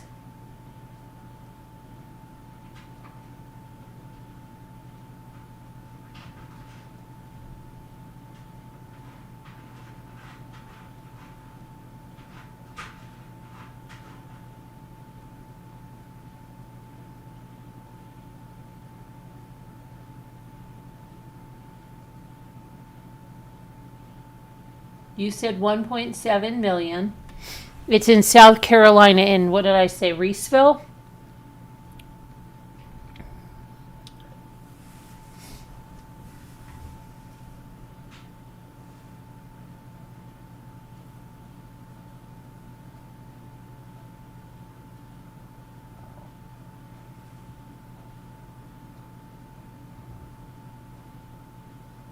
South Carolina.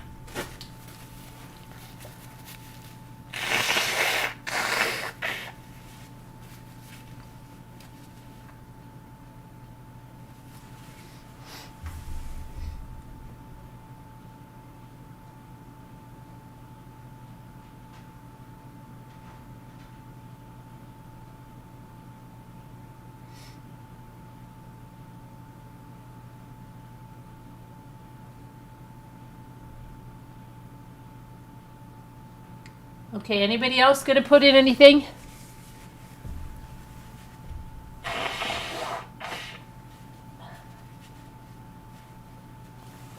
Anybody else?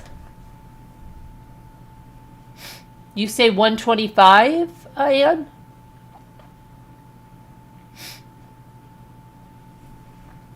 There's the price, $599.9. $599.9, guys.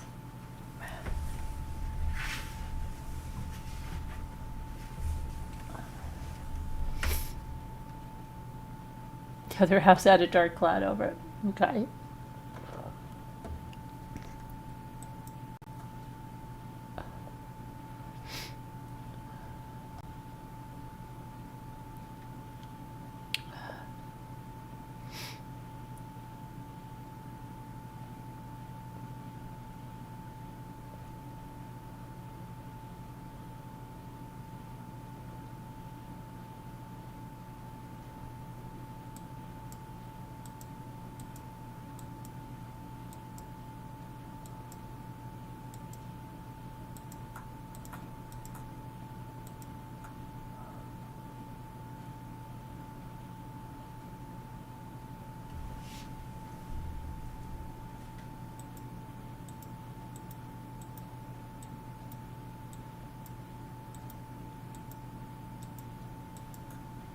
Okay.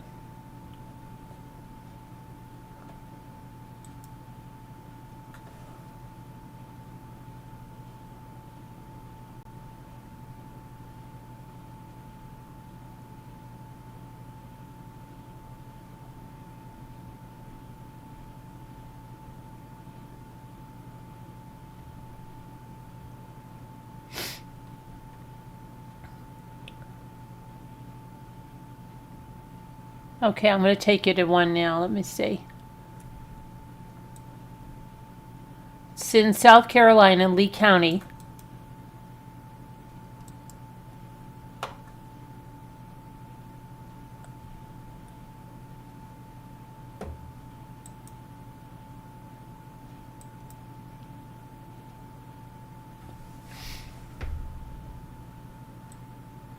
I feel like I've seen it before, but I don't think so. Hey, let me tell you about it.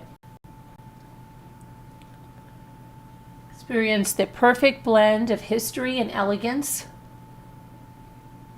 and country living in this one-of-a-kind Bishopville estate, nestled on nearly 4 acres of rolling countryside with a 5-bedroom, 2.5-bath home. This expansive estate offers an exceptional lifestyle with unlimited residential or commercial potential, including the workshop of your dreams.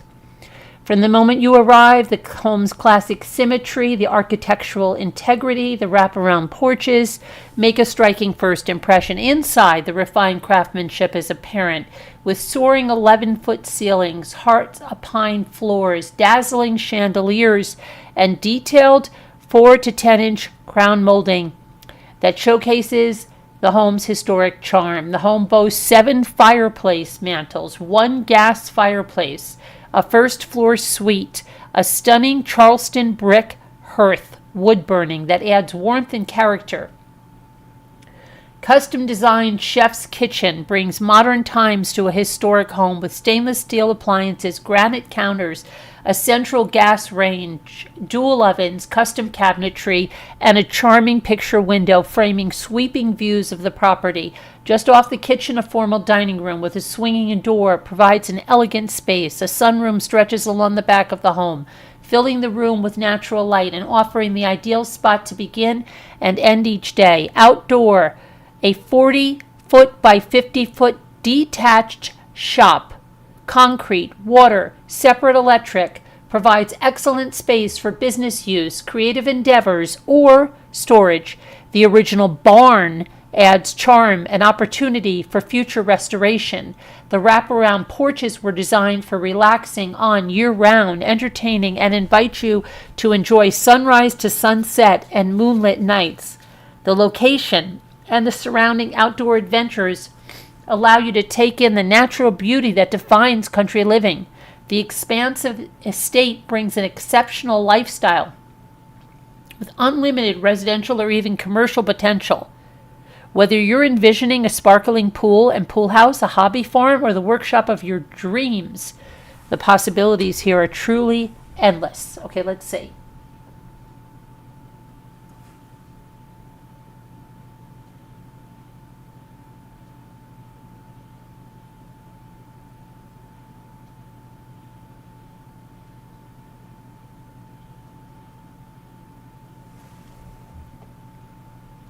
Who's this?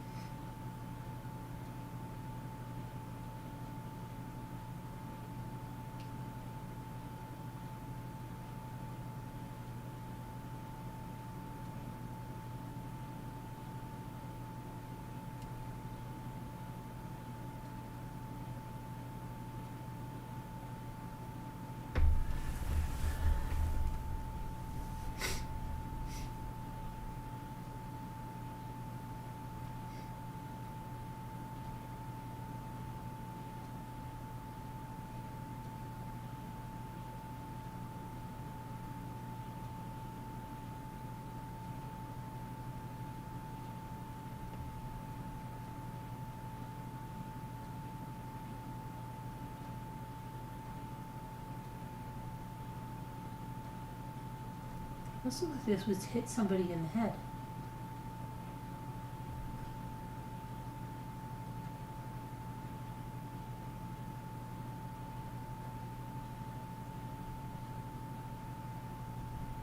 Pineapple.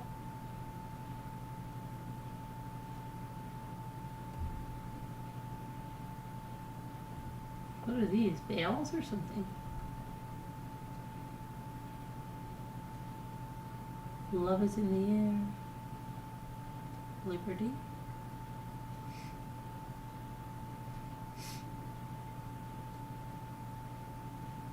That's a nice sunroom. Wonder what's in here. This looks like a dog bed, but what's in there?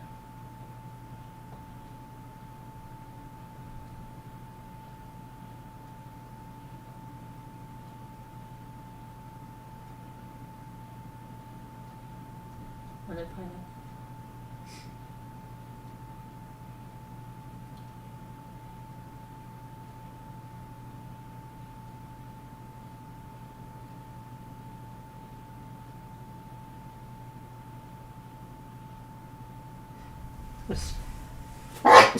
Sorry, guys. I don't know what is wrong with me tonight. My head is draining of everything that I've had over the past week. Okay. This is the custom shop of your dreams, I guess, and this is a little, I don't know what.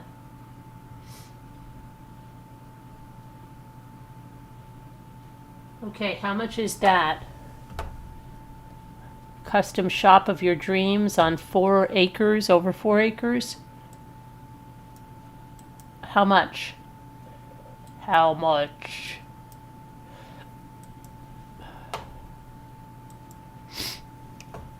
Thank you.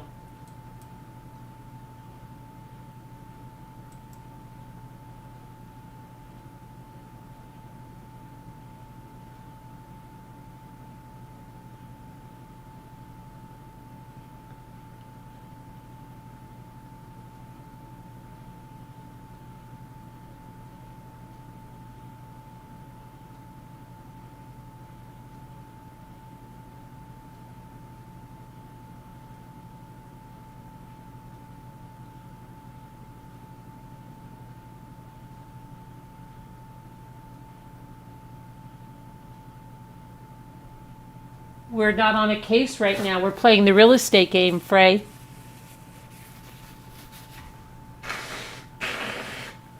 We've already done all the true crime for tonight. Megan L says 780K.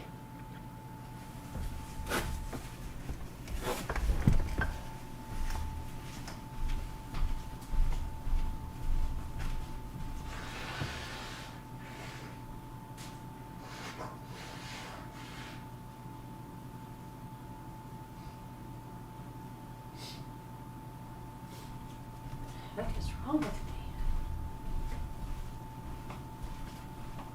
What is wrong with me?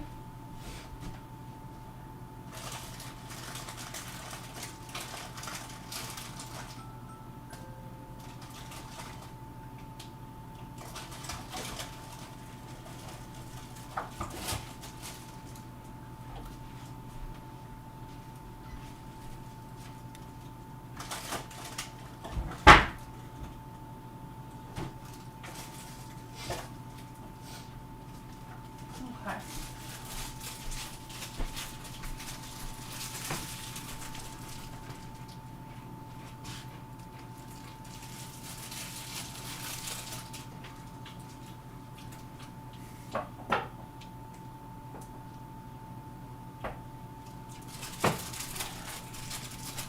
Okay, I'm going to put the price now.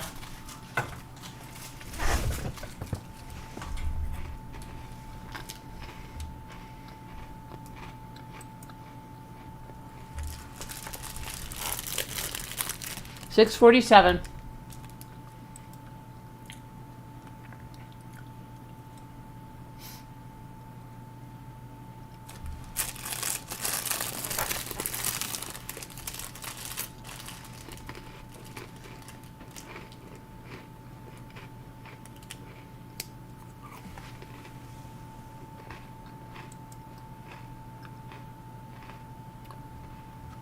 You forgot about the 4 acres, yeah.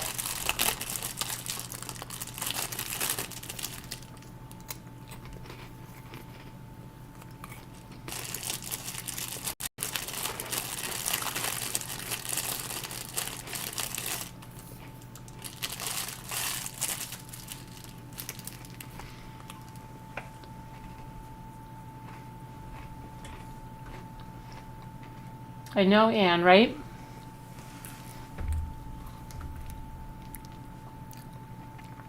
Oh, you missed a bunch, Bucky. You should have watched. Two of them had really, really nice shots.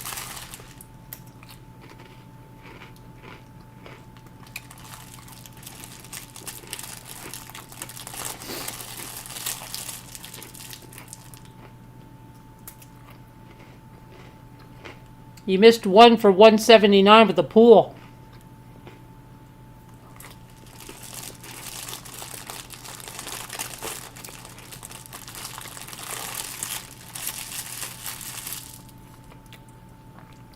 This is the East Coast, hon. This is South Carolina.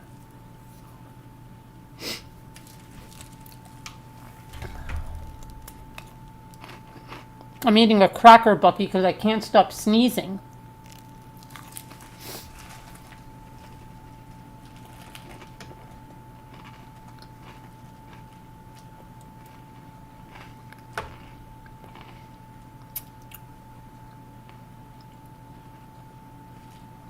I had an apple before this, Bucky.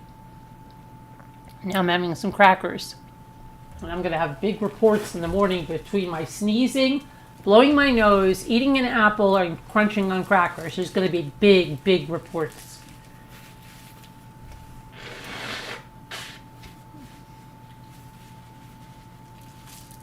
I'm breaking a lot of rules tonight.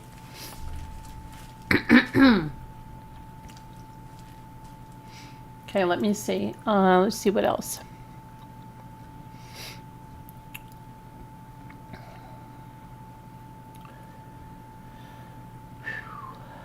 Let's see.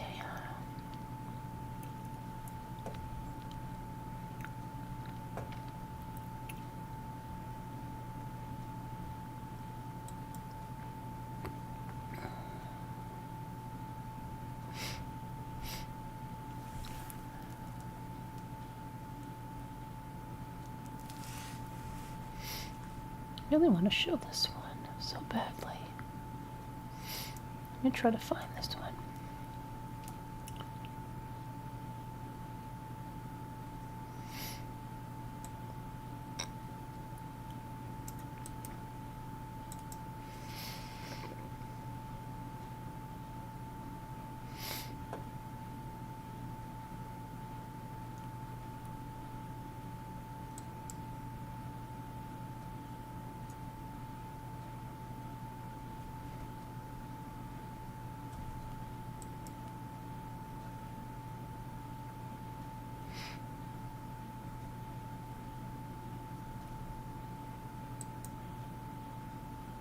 Oh, I found it. I found it. Hold on a minute.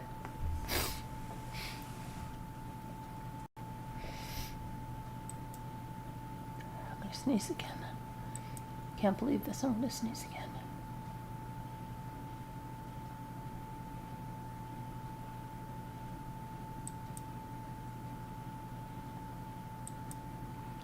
Where the heck did my thing go? Hold on a minute, guys. Here it is. I think it came in this one. Okay, I found the one I wanted. This is the one I wanted to show you in the beginning. And it was coming up with the wrong address. Okay, hang on. We're going to Virginia, West Virginia.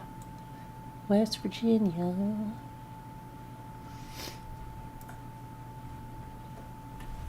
Mountain Mama. That's not the price. That's not the price. That's the other house. Okay. I'll tell you about it, okay?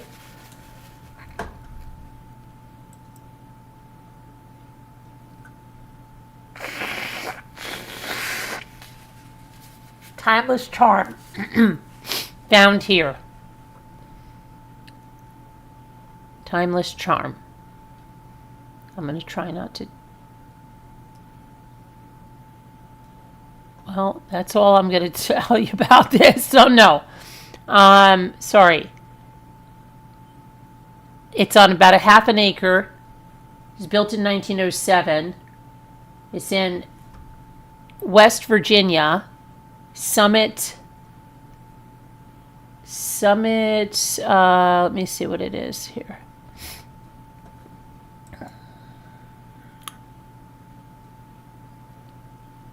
Hold on. I'll tell you a little more about it.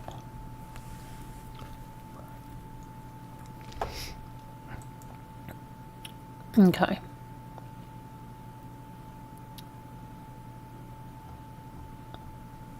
Let's go.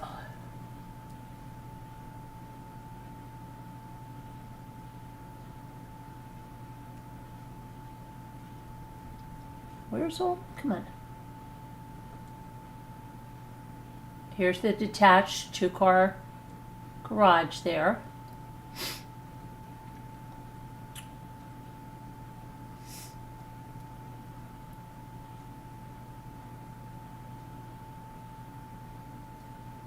I feel like I've seen this house before, but it just came on the market. I feel like I've seen this house.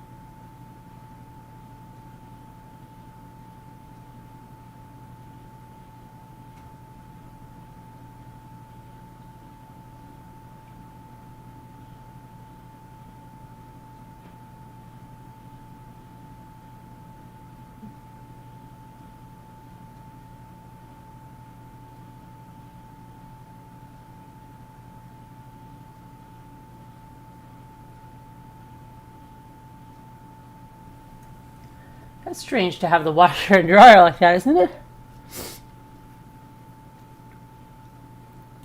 There's the attic.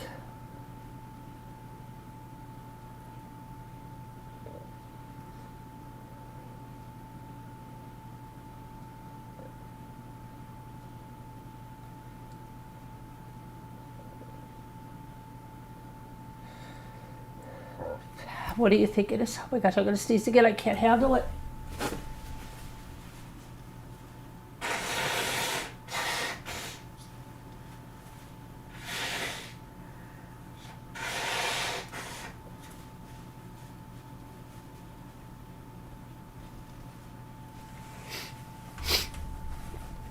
Oh my gosh, what is going on? Okay, how much do you think it is? I can't believe they didn't put the toilet seat down when they took the picture.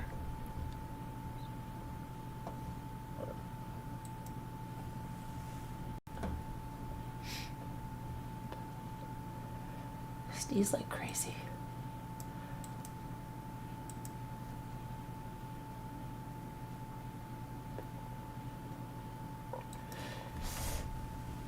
Oh gosh, come on, stop.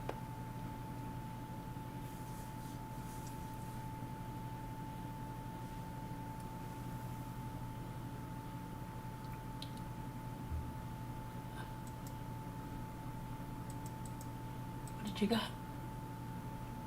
High speed says 245.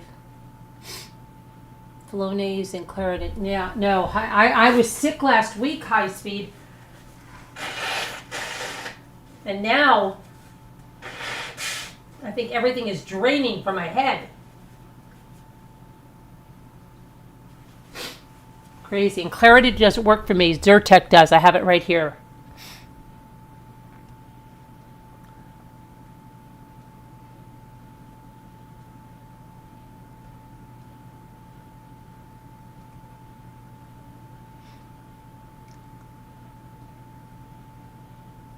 Okay, did you guys all put your answers in? You're going to say 89? That was it?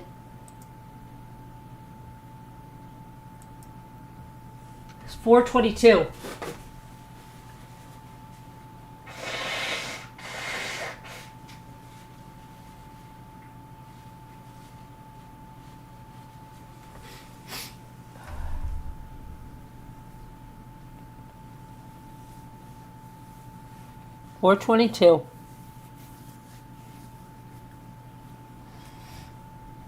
Okay, let's see.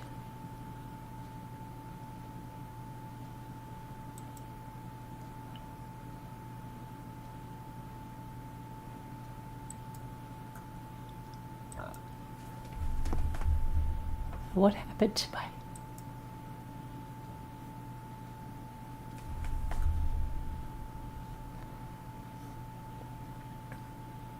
Where's my thing?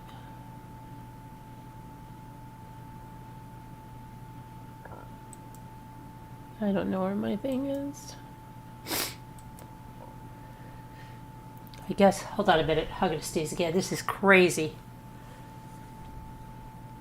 It might mean we have to take out word cookies. I can't figure out what this word right here is.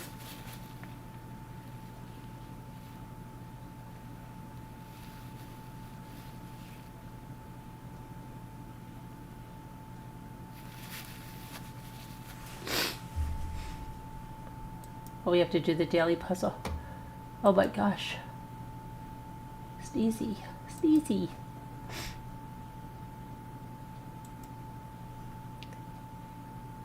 When I was looking at homes a couple of years ago, it was common to find homes in small towns for 400K. Over 40K.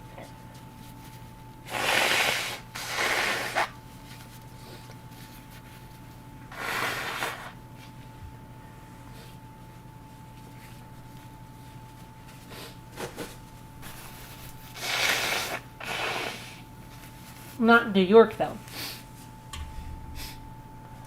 Okay.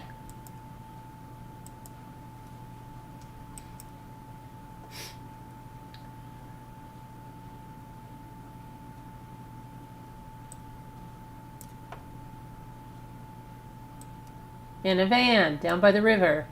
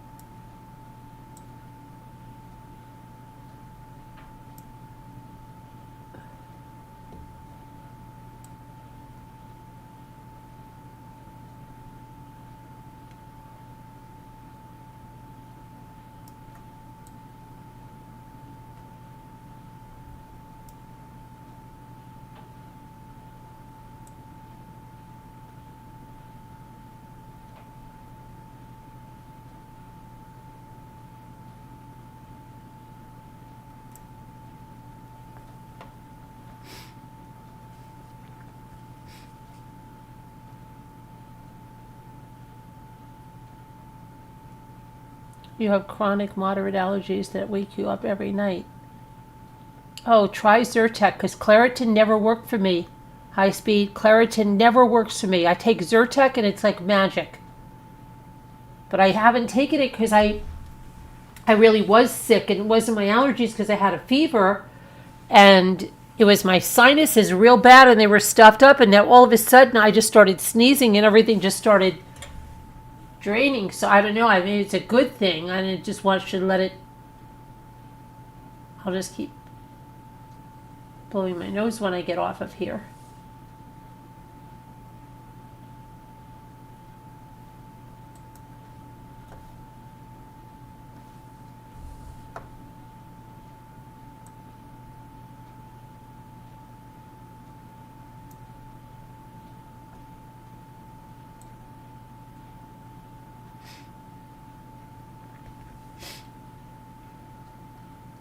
I lived in a small RV motorhome for about a year. It gets claustrophobic.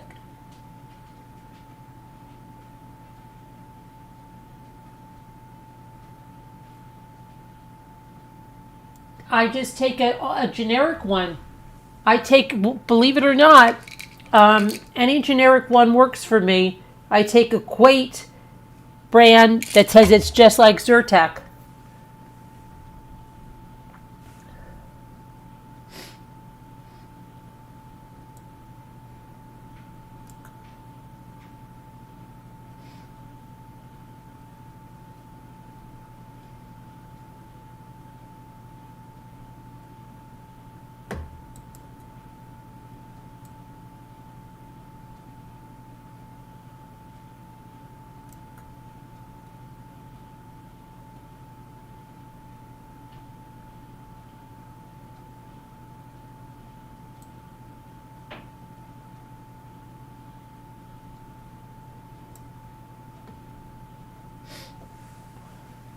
Non-drowsy. Yep, non-drowsy, high speed.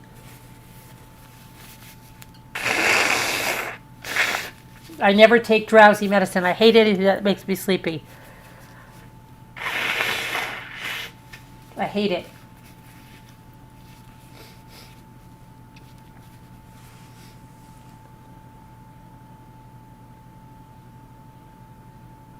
Let's see. This is, I believe this is, that's right, 10 milligrams.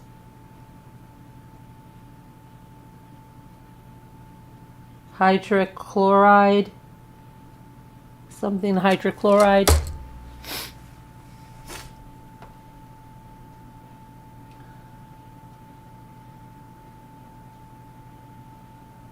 Yeah, Claritin didn't do a dang thing for me. Like a couple of years ago when I tried it, I was dying until I took the Zyrtec.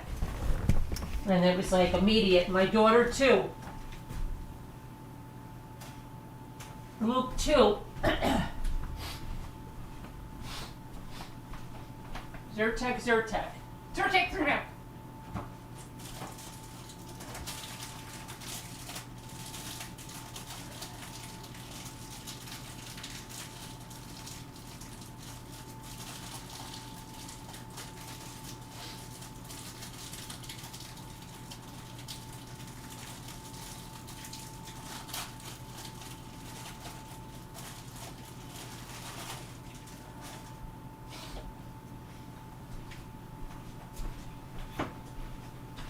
Pizza.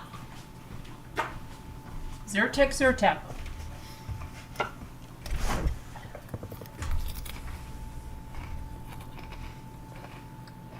You started stacking?